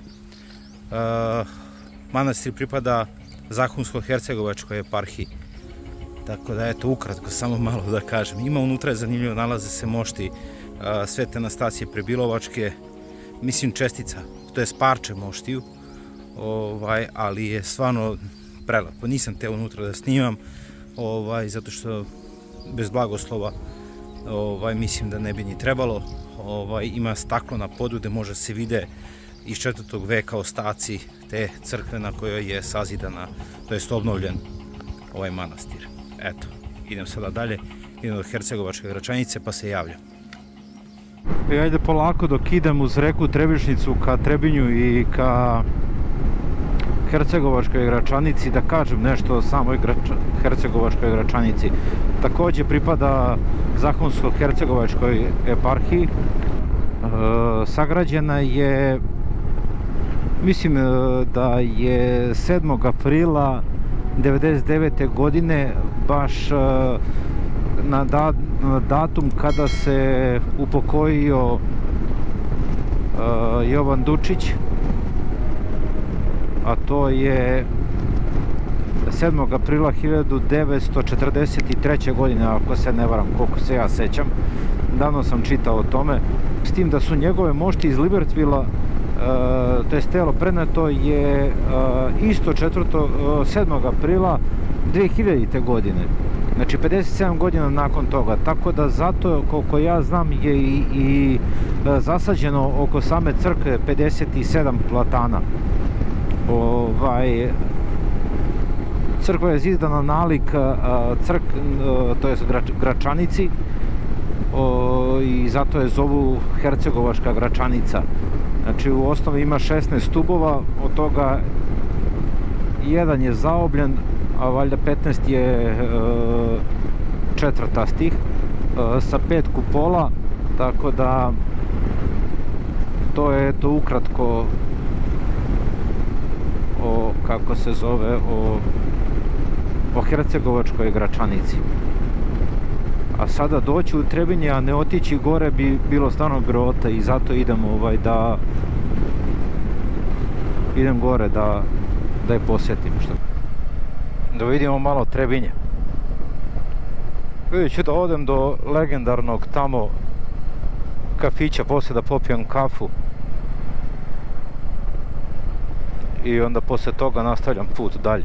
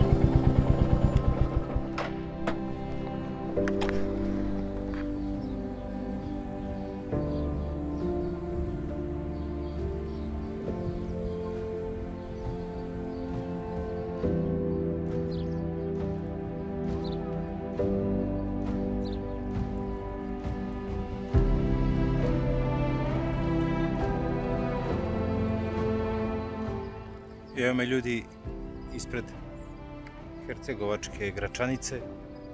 Malo pre sam napravio grešku pa sam rekao možda da ima ispred da se nalazi 57 platana i 57 čempresa.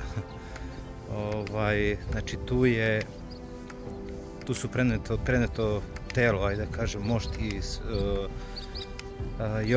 pisca našeg pesnika Jovana Dučića. On je pisao Blago cara Radovana, koje se čita, ajde da kažem, u lektiri u školi. Tako da eto, to je to ukratko. Pravo da pustim malo dron i idem dalje.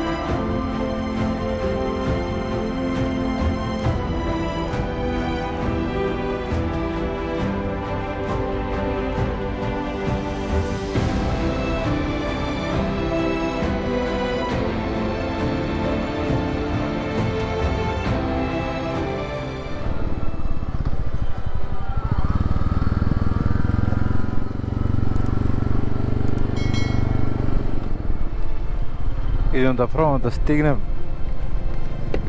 da popijem kafu u restoranu hotela Platani, jer kažu da je to legendarno mesto, tako da idem i ja. Da vidjela žaba da se konji kuju, pa i ona digla nogu, tako i ja, evo. Idem čas tamo i gas ka Foči.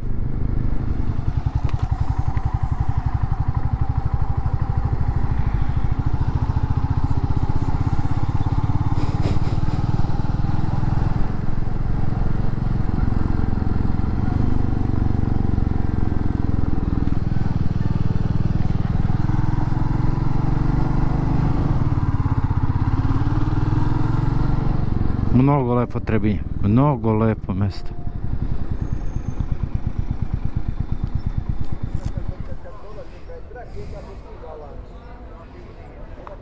To je to. Idem popijem kafu, popijem vodu i gas.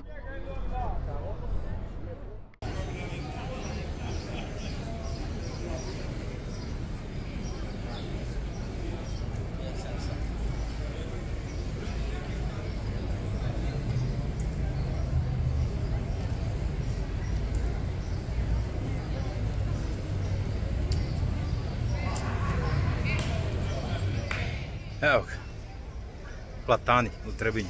Idem da popijem kaficu i idemo dalje.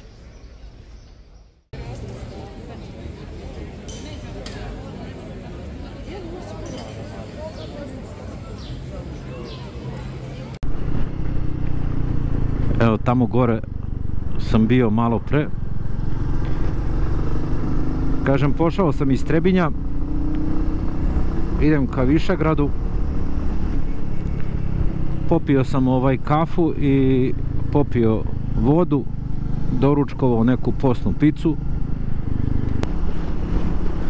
Mogu vam reći da je stvarno Trebinje prelepo mjesto, prelep grad, mjesto u koje ću se vratiti ponovo, zasigurno.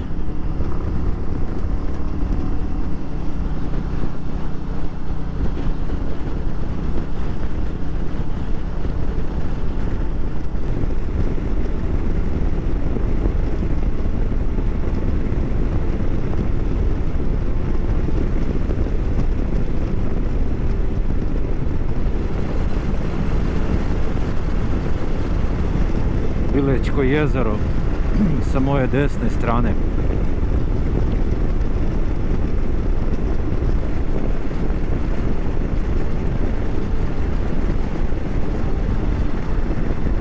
Prolep.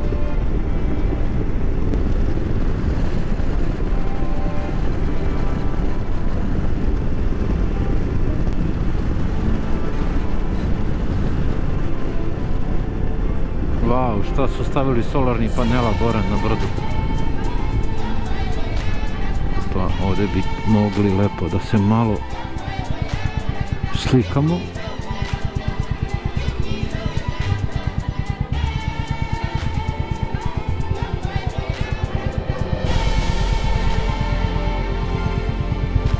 To je smrzi me da vadim sada dron i da se slikam. Evo ovoliko koliko mogu da snimam. Vidi se da je jako čista voda.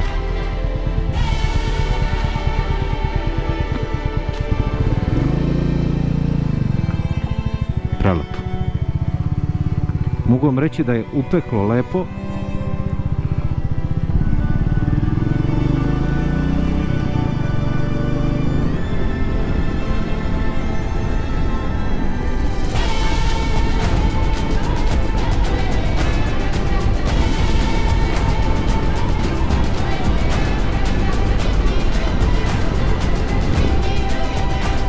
Bile.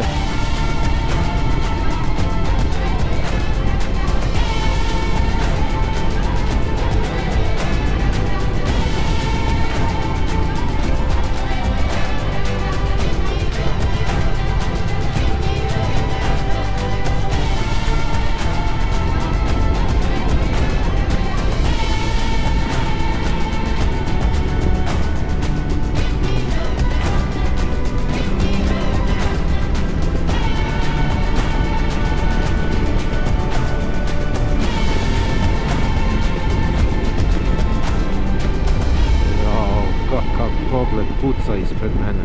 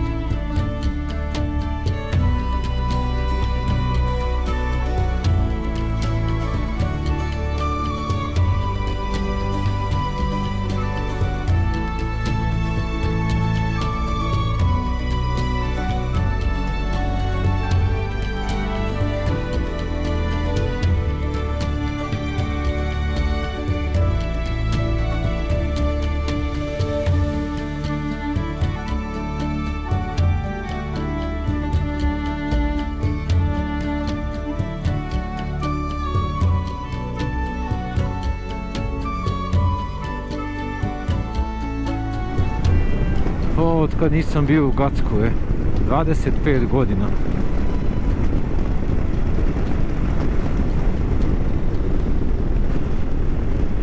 Wow, šta je krava?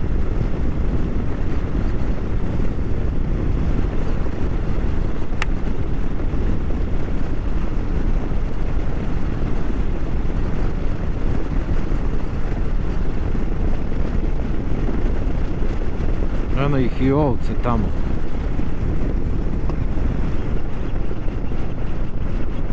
Opa, eno ga bik skače.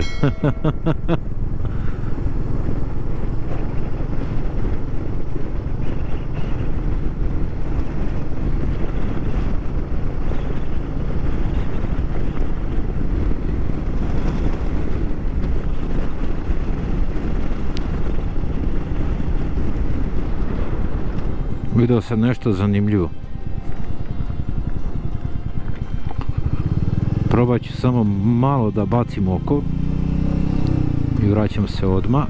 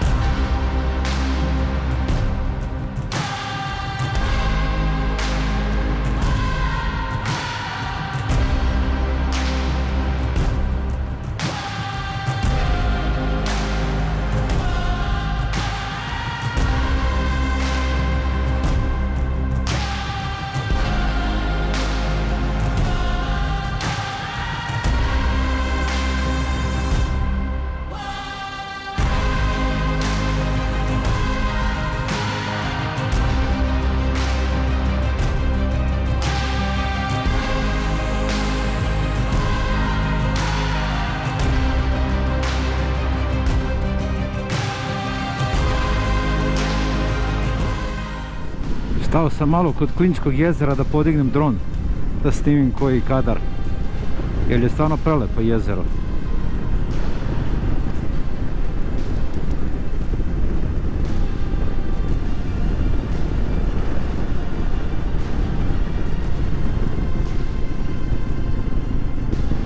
Evo neka ekipica bajkera.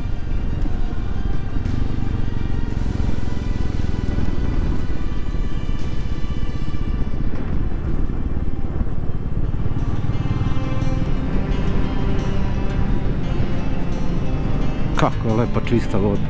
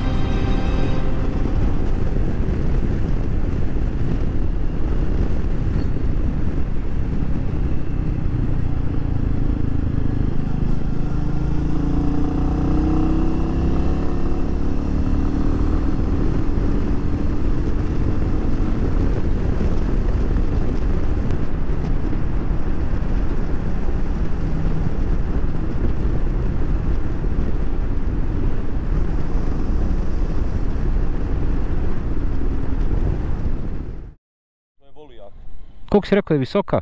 2243, ono gore brdo. I ima još snega negdje na vrhu. Ima još snega. Lijevo je Zelengora, a iza je Maglić. Maglić, da. Najviši vrh BiH. Da. 1386. Ja se beše Magliću vrh malte ne graniči sa Crnom Gorom. Jedan dio, da. I dio i Volijaka graniči sa Crnom Gorom. Da. Super. Hvala ti. Ništa. Sada jedan dečko ovdje, Mijajlo. Wow.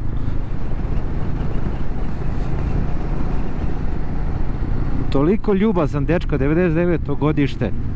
tako smo se lepo ispričali dok sam čekao ove radove gdje je klizište odron, ajde da kažem, gdje se pojavio.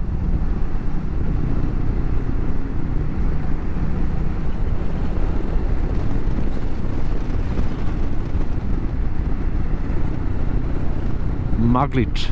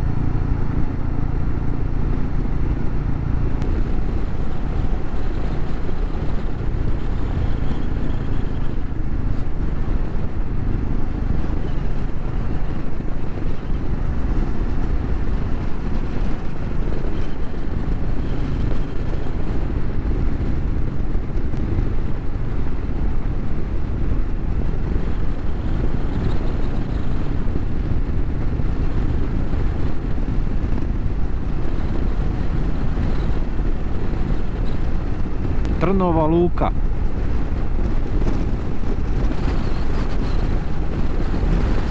Hvala duva.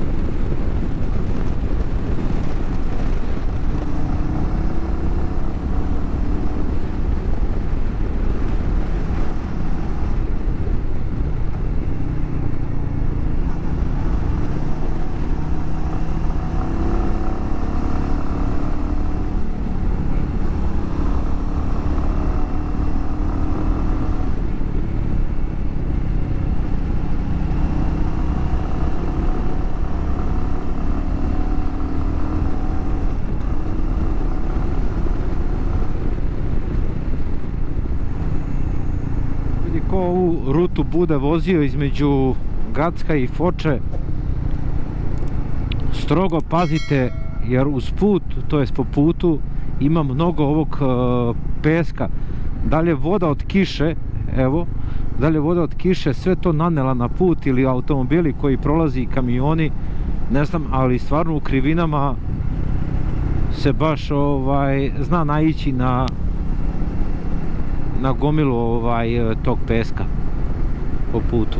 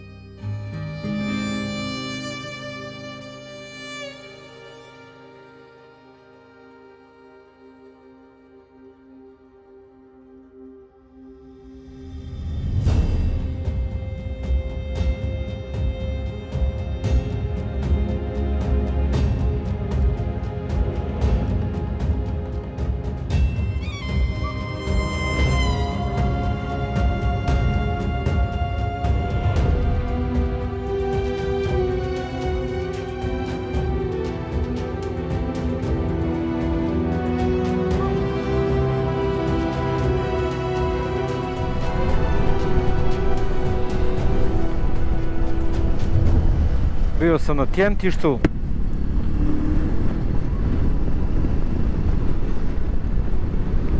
gdje je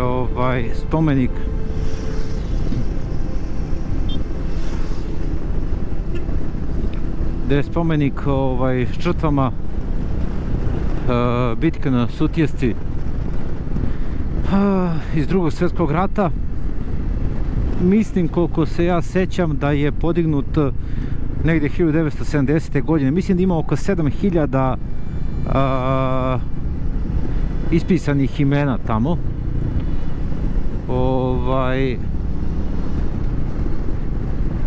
I hteo sam da stanem, eto, da malo snimim, da posjetim tu.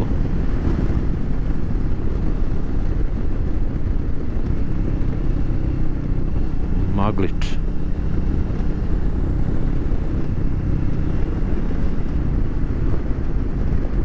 Nestvarna je ovdje priroda, stvarno.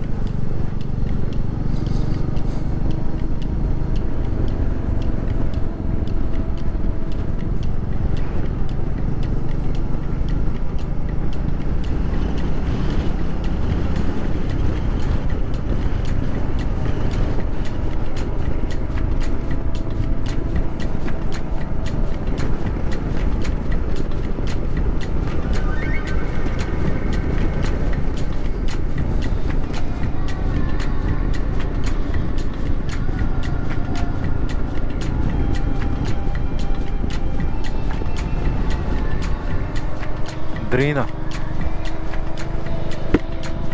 Evo ga most na Drini. I reka Drina. Lepa, čista.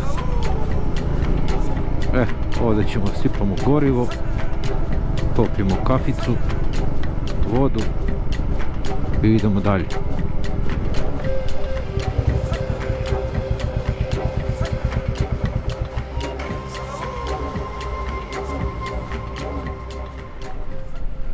Sad sam se upoznao sa Mišom iz Harley Davidson Riders kluba iz Srbije.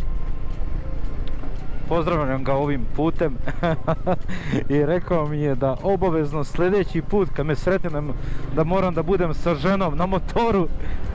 A šta to znači? To znači da moram da promenim motor. Jer ovi 20 konja teško da će da vuče mene i suprugu na ovakvim putovanjima. Mislim, hoće, ali mislim da je udobnije da se vozimo na nečem malo jače.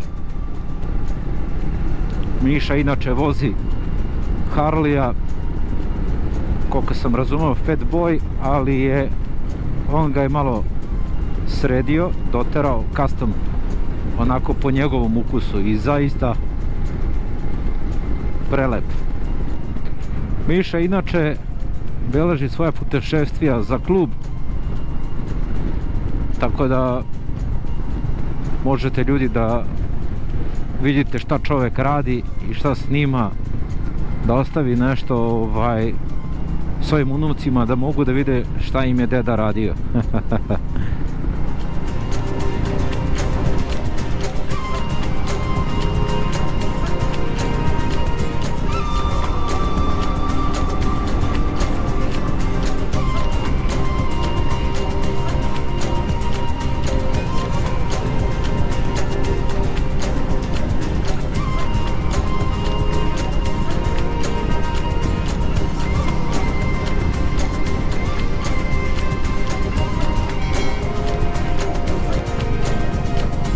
Ušao sam u Goražde,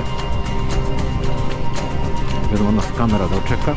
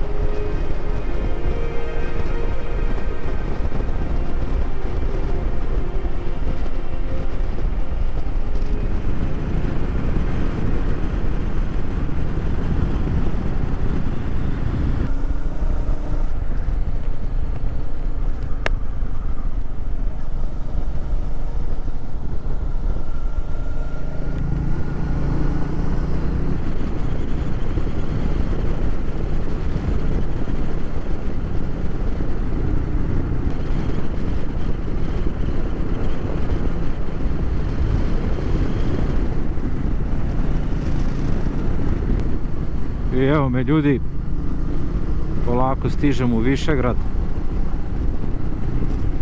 Grad našeg Ive Andrića,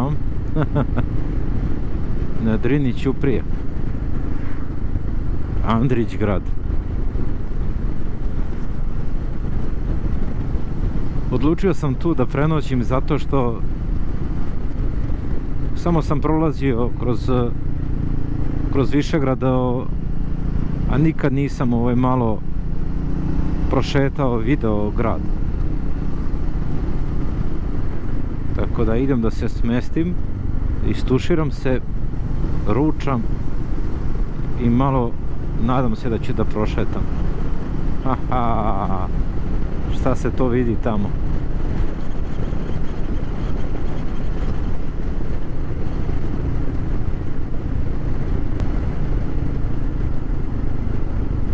Evo je, na Drini Ćuprija.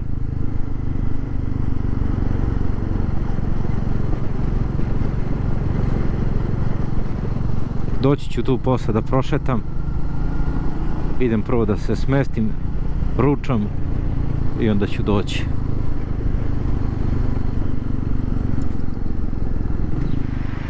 I pozdrav ljudi. Evo me, stigao sam u Dragulj ovog dela Bosne i Hercegovine, u Višegrad. Stvarno prelepo, nešto nevjerovatno, kako je i Drina ovdje čista, evo pogledajte. Znači zaista Dragulj istočnog dela Bosne i Hercegovine. Čini se, danas sam motorom stigao, eto, tu neku rutu sam napravio preko Trebinja, Tjentišta, ovdje ka Višegradu. Ovdje sam odlučio da prenoćim, prenoći ću u jednome apartmanu, Dukat se zove, zaista lep, čist apartman za male pare, tipa 20 eura noć, komplet, spavaća soba, dnevni boravak, stvarno fenomenalno, jako čisto, lepo, domaćini su jako fini, tako da svaka preporuka, znači neko ko prolazi uvuda, svaka preporuka.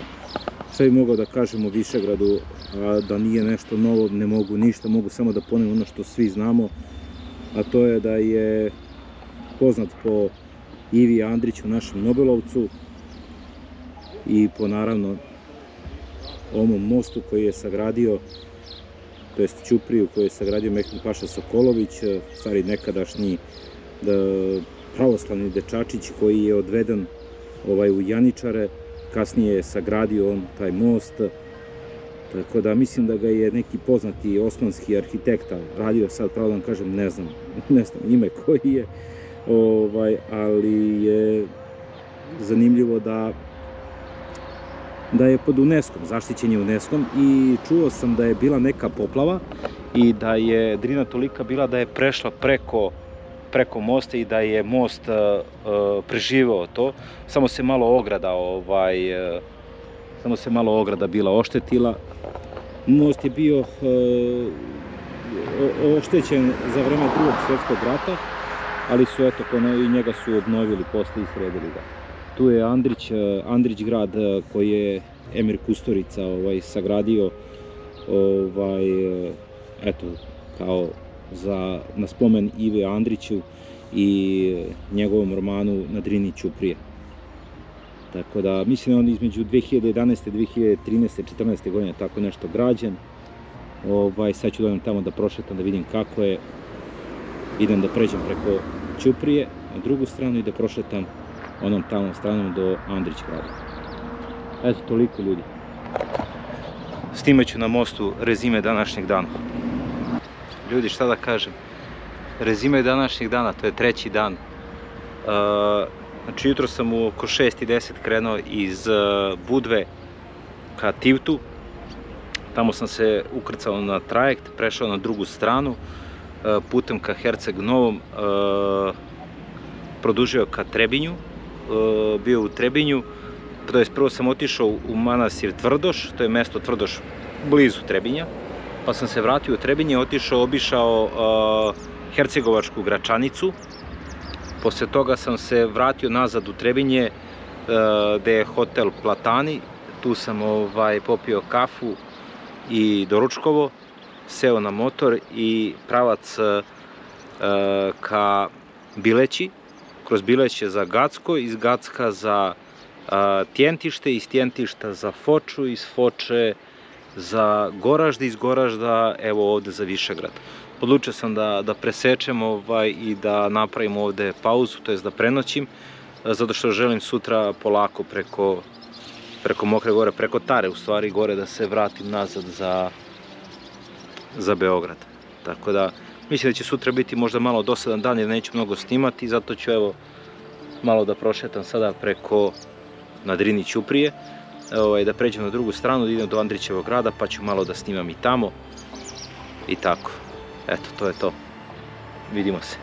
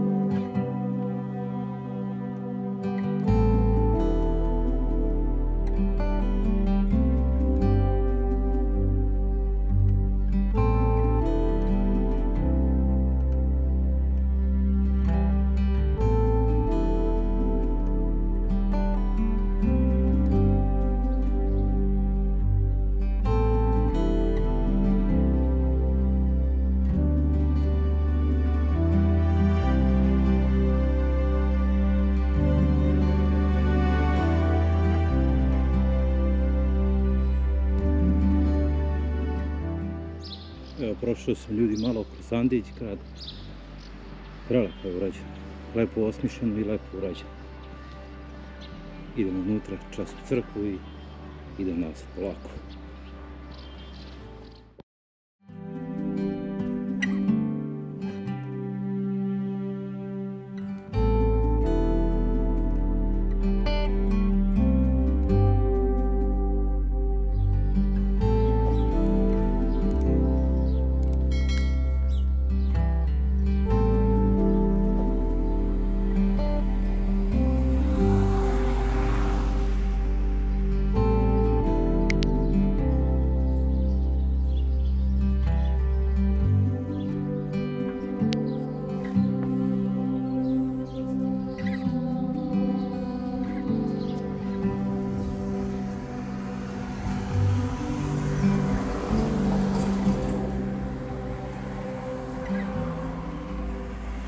Evo ljudi, ovako izgleda apartman Dukat u Višegradu.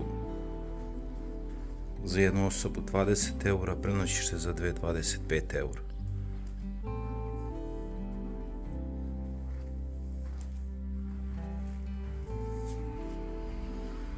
Stvarno komforan, lep i ugodan smeštaj. Prelepo. Snimio sam odmah i broj telefona, tako da možete pozovete vlasnika, rezervišite svoj smeštaj, to jest prenoćište, boravak i to je to. Ništa, evo ga. Dan kada se vraćam kući, 4. dan, pakujem se, sedam na motor i pičim preko Mokre gore. Vidimo se uz put.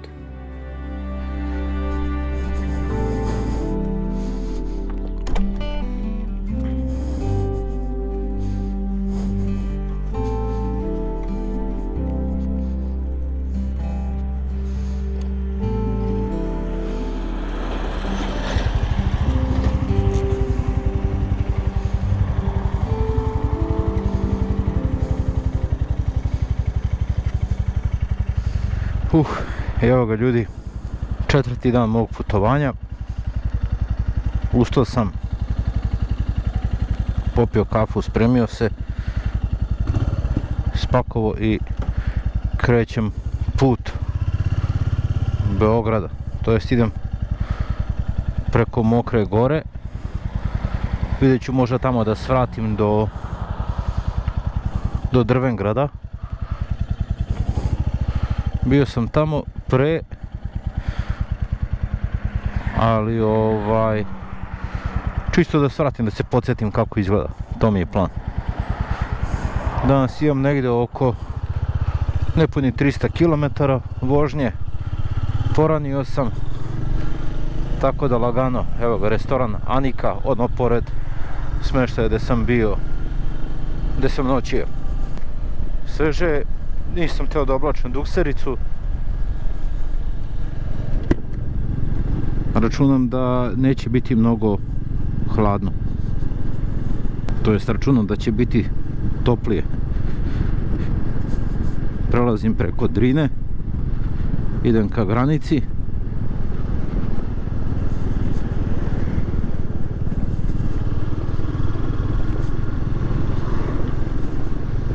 Prelepo. Ajmo polako.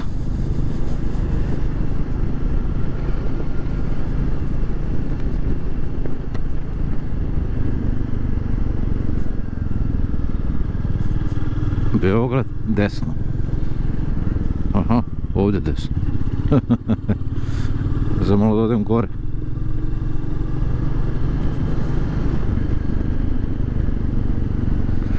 Nekako svaki dan, svako jutro kad se spakujem za novi dan vožnje, nekako sve kao da imam više mjesta u torbama, to jest u bisagama.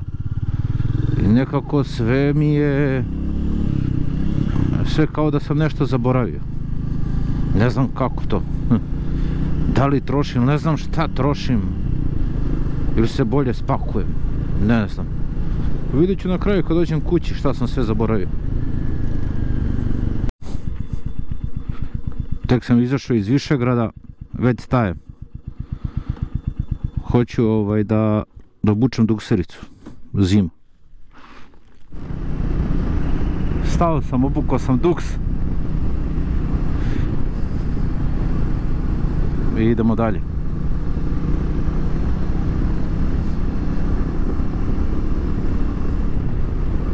Sveže je, baš je sveže. Vidim ja da mi vizir magli.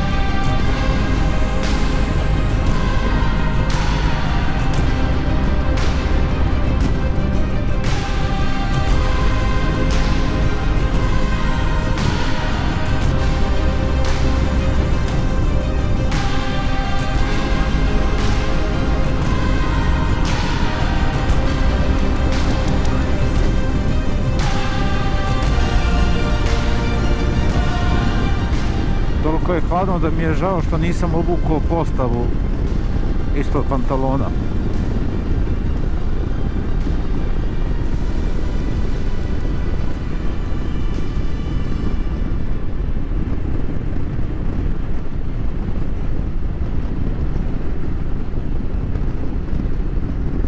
Manastir Dobrun.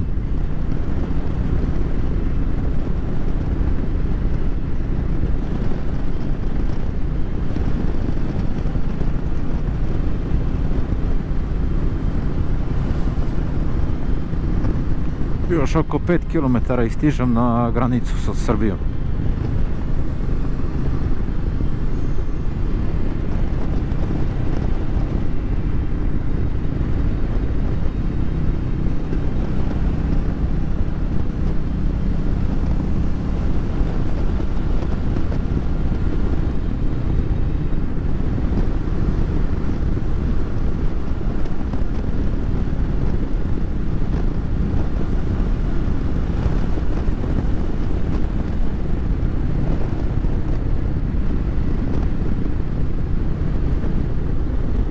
Evo, prešao sam bosansku granicu,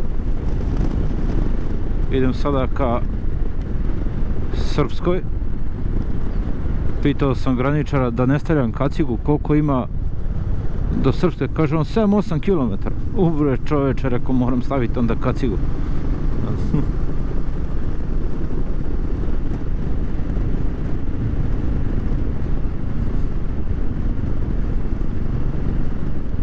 Šta 7-8 km, pa nema ni kilometra da sam prešao.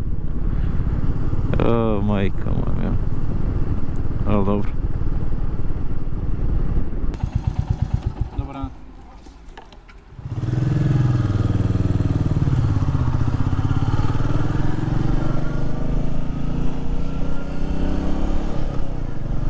Evo, prešao sam i srpsku granicu. Idemo lagano. Opština Užice već, ja? Šta je sad ovo? Nacionalni park.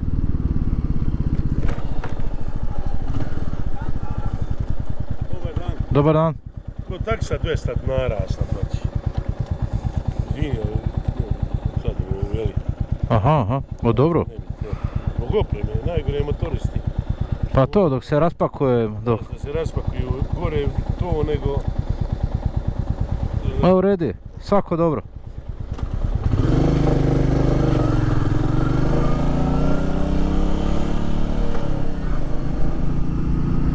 Mokra gora.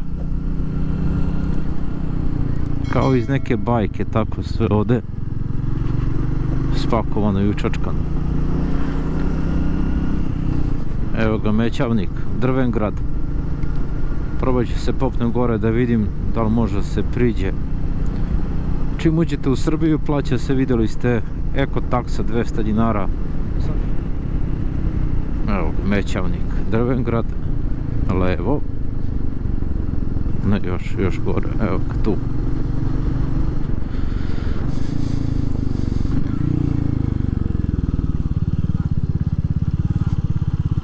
Mogu bi popiti kafu tu gore ako je otvoreno.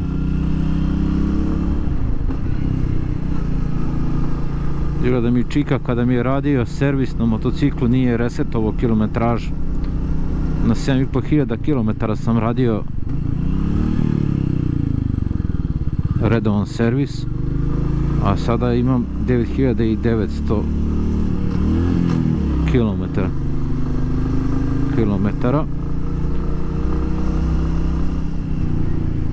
Što znači da mi nije resetovao dok on traži da se radi servis na 10.000.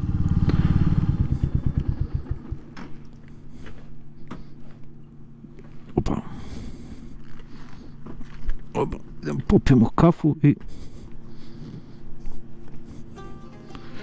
gaz dalje.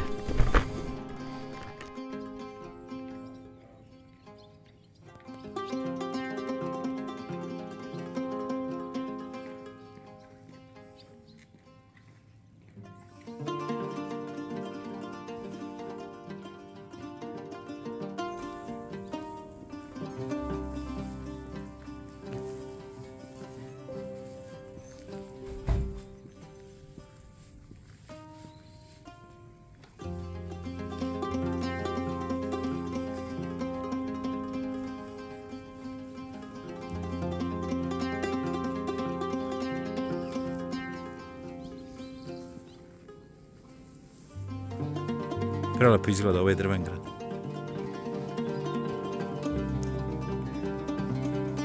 Ovo je trg Nikole Tesle.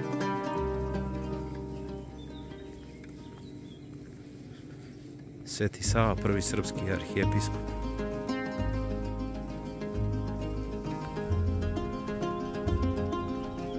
Čevabdžinica.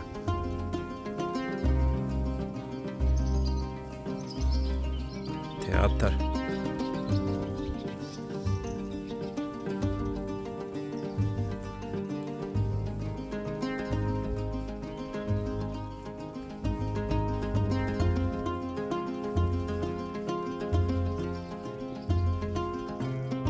Pisca Dostojevski.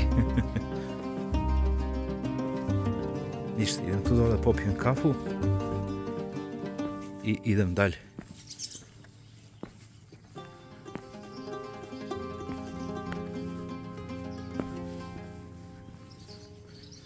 Nikita Mihajlov skver.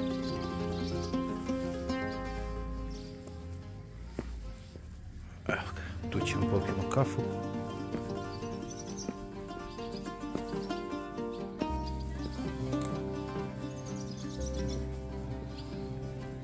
Da vidimo kakav je pogled.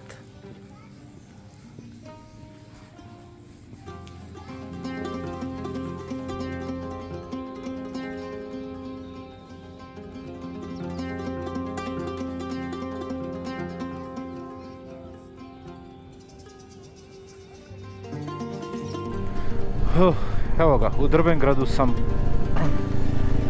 popio kafu i lagano krećem dalje. Nisam teo da dižem dron zato, niti da pitam ikoga za to, zato što sam vidio natpis da je zabranjeno snimanje dronom. Tako da nema šta koga da pitam. Piše. Neću da poništim servisni interval, jer moram da držim dugme za reset baš na B ovome odometru i bojim se da ću da resetujem onda i pređenu kilometražu ukupnu za ovo putovanje. Za sada je to 935 km, tako da imam još nekih 250 do kuće, znači to bi trebalo bude oko 1200 km pređenih. Kao što sam rekao, moguće da ovaj dan da će biti i najdosadniji što se tiče vožnje, zato želim da iskoristim priliku i da snimim ovdje po Mokroj gori malo, jer ostali deo puta mislim da će biti dosadan tamo od Užica ka nazad ka Beogradu.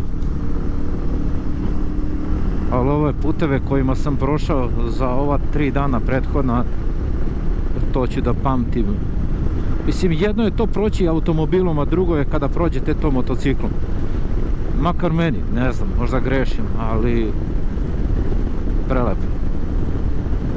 Ljudi moji, tako lepi predeli, pejsaži, jezera, reke, planine, brda, ravnice, more, sve nevjerovatno nešto.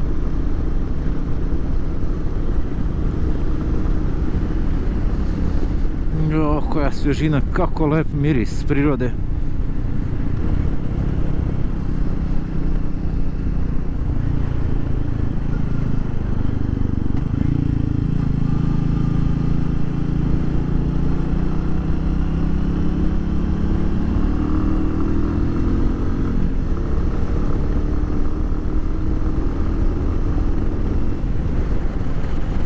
Tara. Sad sam prošao Šargansku osmicu i sam teo da svraćam. Tu ima onaj vozić, mali Čira.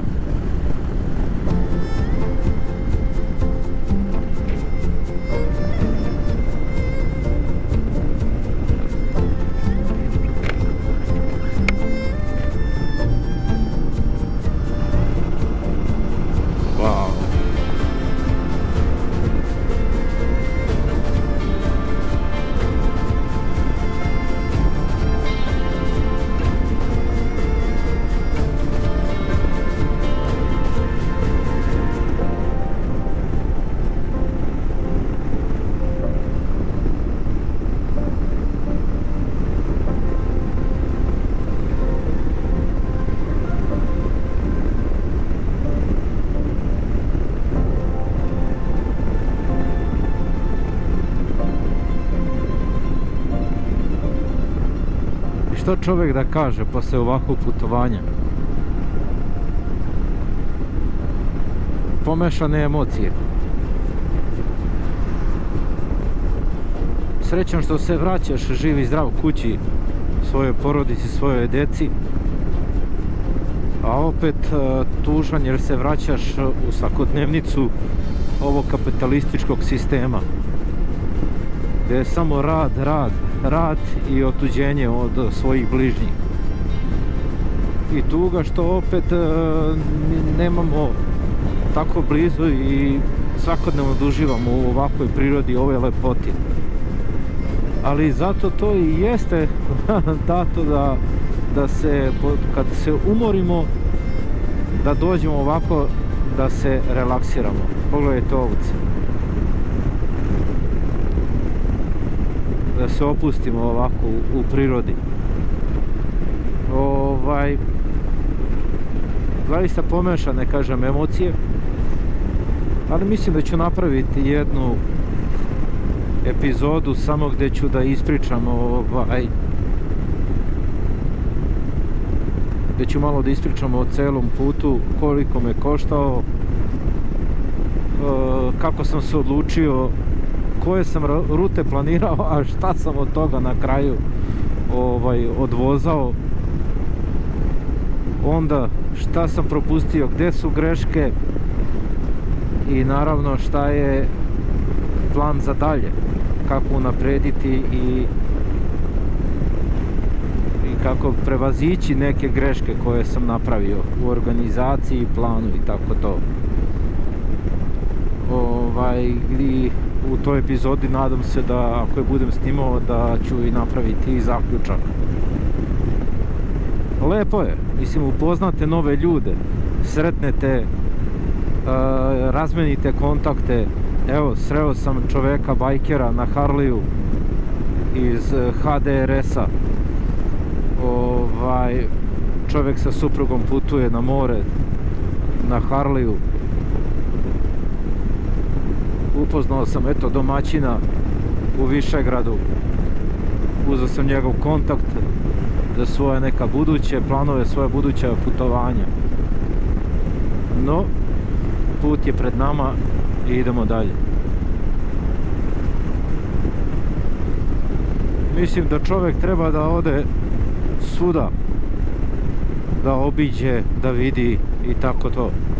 Ali također mislim da bi trebao prvo da ode i da vidi tu u svom komšiluku. Tipa treba otići i na Alpe, Dolomite, Transfagarašan, Transalpinu, a i šire. Ali mislim da je lepo također u blizini otići i provozati se. Mislim da ima tu jako lepih mjesta kuda može čovjek da obiđe, da se provoza i tako. Ima lepih predela ovdje kod nas.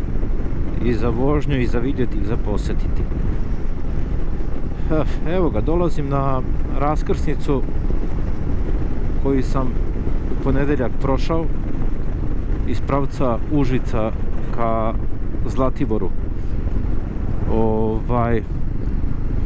Tako da evo sada se vraćam iz pravca Mokre Gore ka Užicu. Kafana kod Loja. Sad bi neki rimovali kao moj drug Zoki, ali nema veze.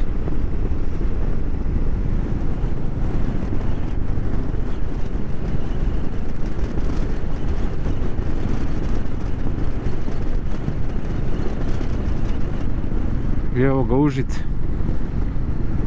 Ovo je najpoznatija kamera u Užicu, ja mislim. Ovčarsko-kablarska klisura.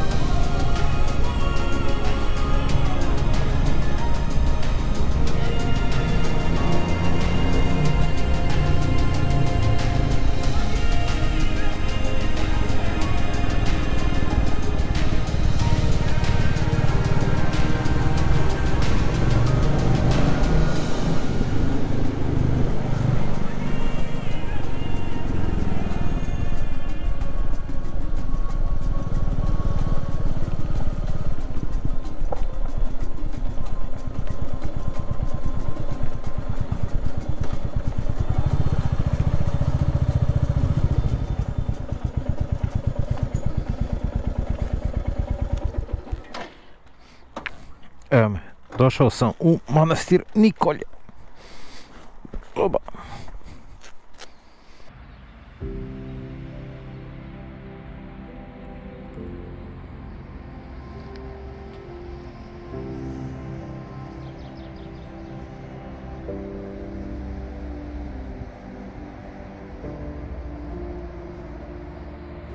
Manastir Nikolje u Ovčarsko-Kablarskoj klisuri.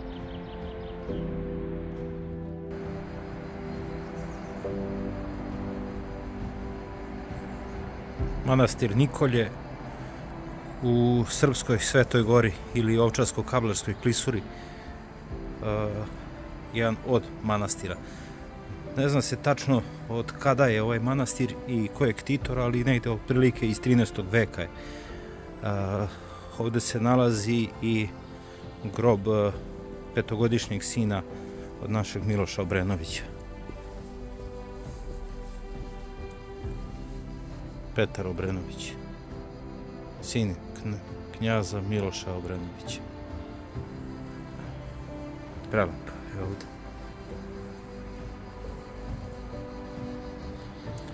Idemo dalje.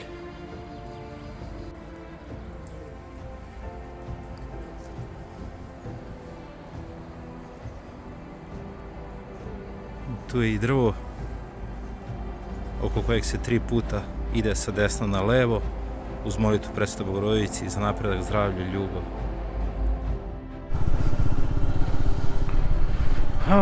Evo, bio sam malo u manastiru Nikolje u Ovčarsko-Kablarskoj klisuri.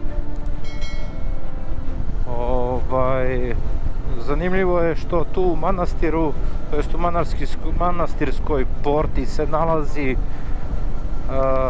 jedno stablo koje je osveštano, na kojem je ikona Presvete Bogorodice i kažu da se treba pomoliti Presvetoj Bogorodici za zdravlje, uspeh, napredak i tako to. I onda se rade 3 kruga oko, molitvena kruga oko samog stabla.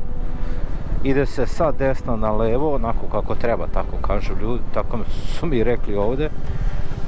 Pomolite se i poljubite, to jest poljubite ikonu i sad ne znam da li treba, ali ljudi uzmu parčence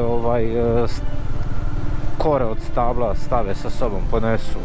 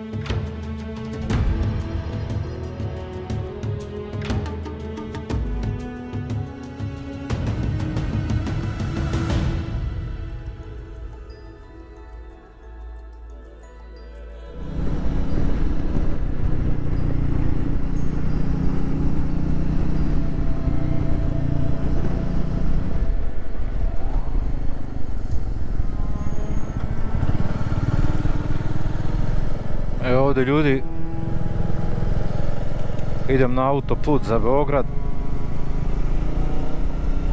Znam da ćete mnogi reći zašto autoput, zašto ne nekim drugim putem. Iskreno da vam budem, mrzi me da prolazim kroz Čačak i onu gužvu, ne znam, možda ima sada nešto da je lakše, ali mene mrzi iskreno da idem tuda. Mislim da je to ljudi. Možda još negdje usput nešto malo snimim, pa ću napraviti i rezime današnjih dana na motoru, da ne čekam da siđem zato što obično onda i zaboravim i tako da rezime današnjih dana ću napraviti negdje tamo pred Beograd, kad prođem naplatnu rampu, ajde kažem. To je to. Vidjet ću ako nađem neku pumpu, ako ima, stajem, pijem još jednu kaficu i pravac kući, idem po dete u vrtić. Po mog malog čupu. Evo ljudi, nisam ni vidio, pre 9 km sam tačno 10.000 km prešao sa meteorom 350.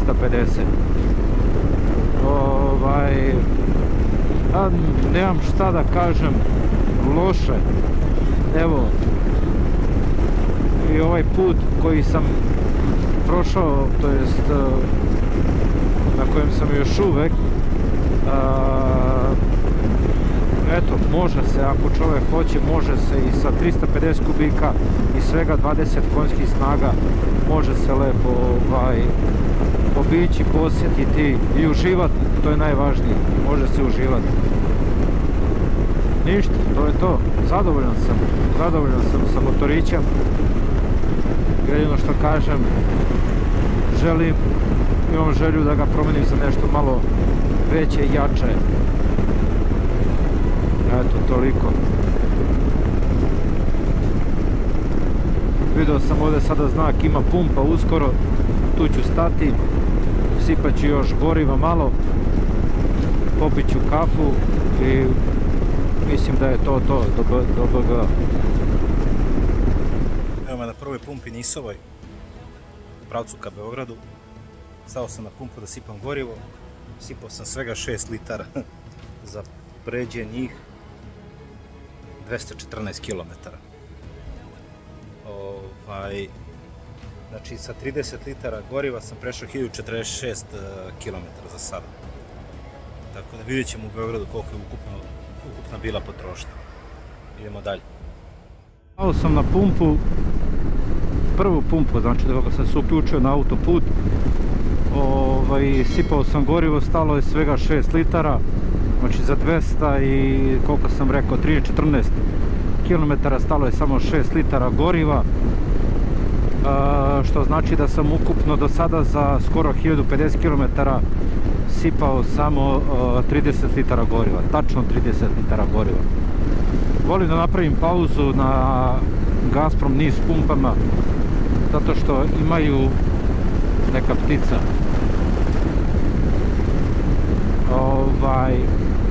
Zato što imaju biljno mlijeko ili ti postno mlijeko, pa mogu napraviti sebi kapućino sa postim mlijekom.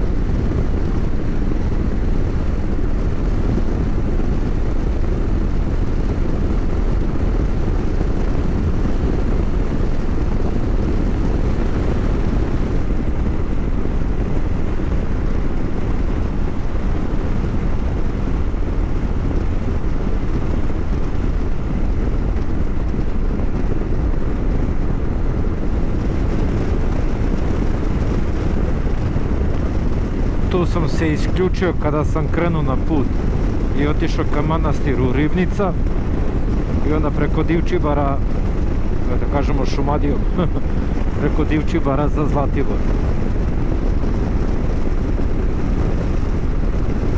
Znači ovdje spajam krug.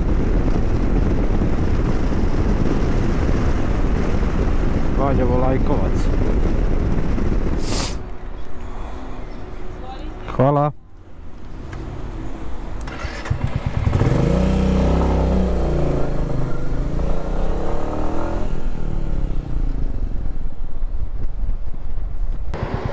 Dobro. Se spakujem i pičim dalje. Putarina za motocikl od Preljine do Beograda, i da kažemo 310 dinara.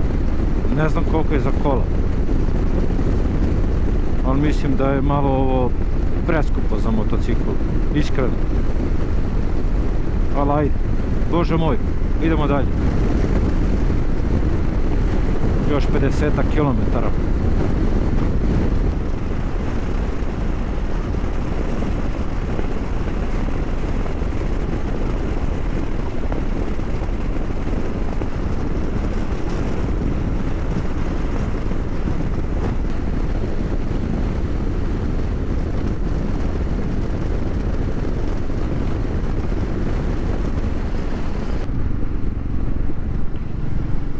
I evo ga ljudi,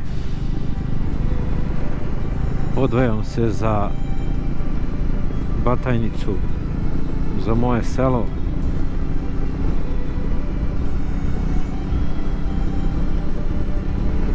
Ne znam šta da kažem, pod emocijama sam velikim, zaista.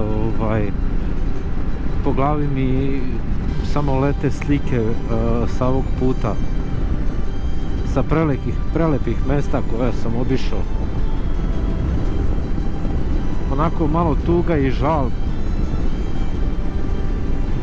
što nemamo to u svakodnevnici, ajde da kažem tako, što nam nije to tu malo češće, ali zato i jeste lepo, zato što se treba potruditi i stići i doživjeti to.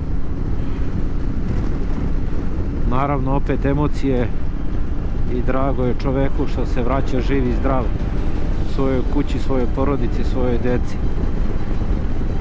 Ali opet kažem, voziti motocikl i po ovakvim putevima, ovako praviti neke ture, jednostavno se čovjek osjeća slobodnim. Osjeća se slobodnim, a ne u ovoj svakodnevnici gdje nam je podmoranje da radimo da bismo preživjeli. Ali dobro, slava Bogu i hvala za sve.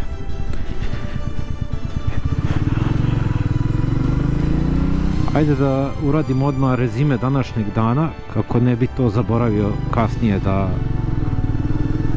uradim, a najvjerovatnije bi. A to je, znači krenuo sam negdje jutros oko 6:30 iz Višegrada.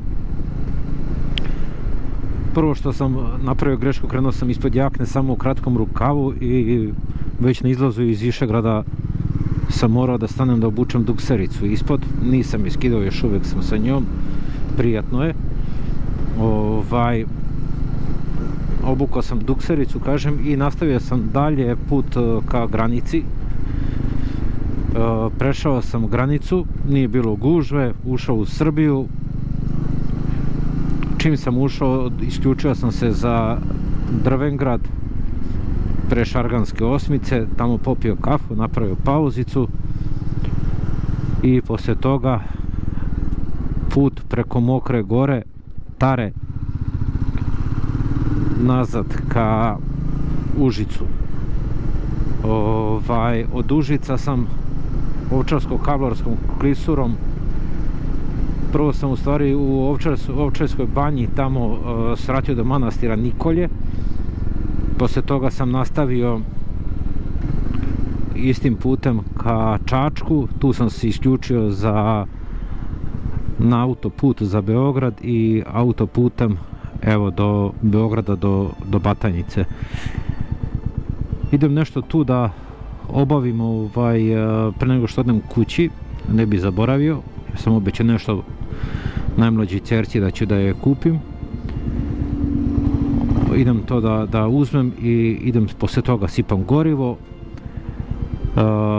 Zaključujem video sa tim koliko ću sipati gorivo, koliko sam kilometara prešao i sa izračunom tom potrošnju. Eto, javit ću se ponovo za koji minut.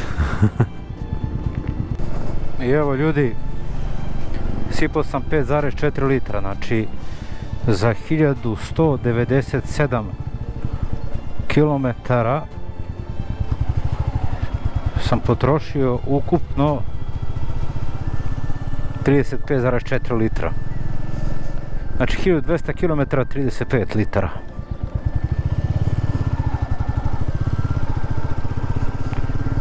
Eto, to je to. Poslije ćemo da stavimo to sve na papir, pa ću da sednem da vidim kolika je prosječna.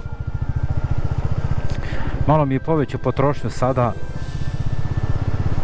kad sam dolazio levo, skoro 6 litara za 150 i nešto kilometra na autoputu. Znači 1200 km 35 litara. To je to, ljudi. Kažem, jedan dan ću sesti, napravit ću klip generalno sa svim stvarima sa ovog puta, prednosti, mane, greške koje sam napravio i da, što kaže, utiske saberem. Tako da čujemo se ovih dana. Nadam se da ste uživali u ovih par klipova i vidimo se ponovo. Svako dobro.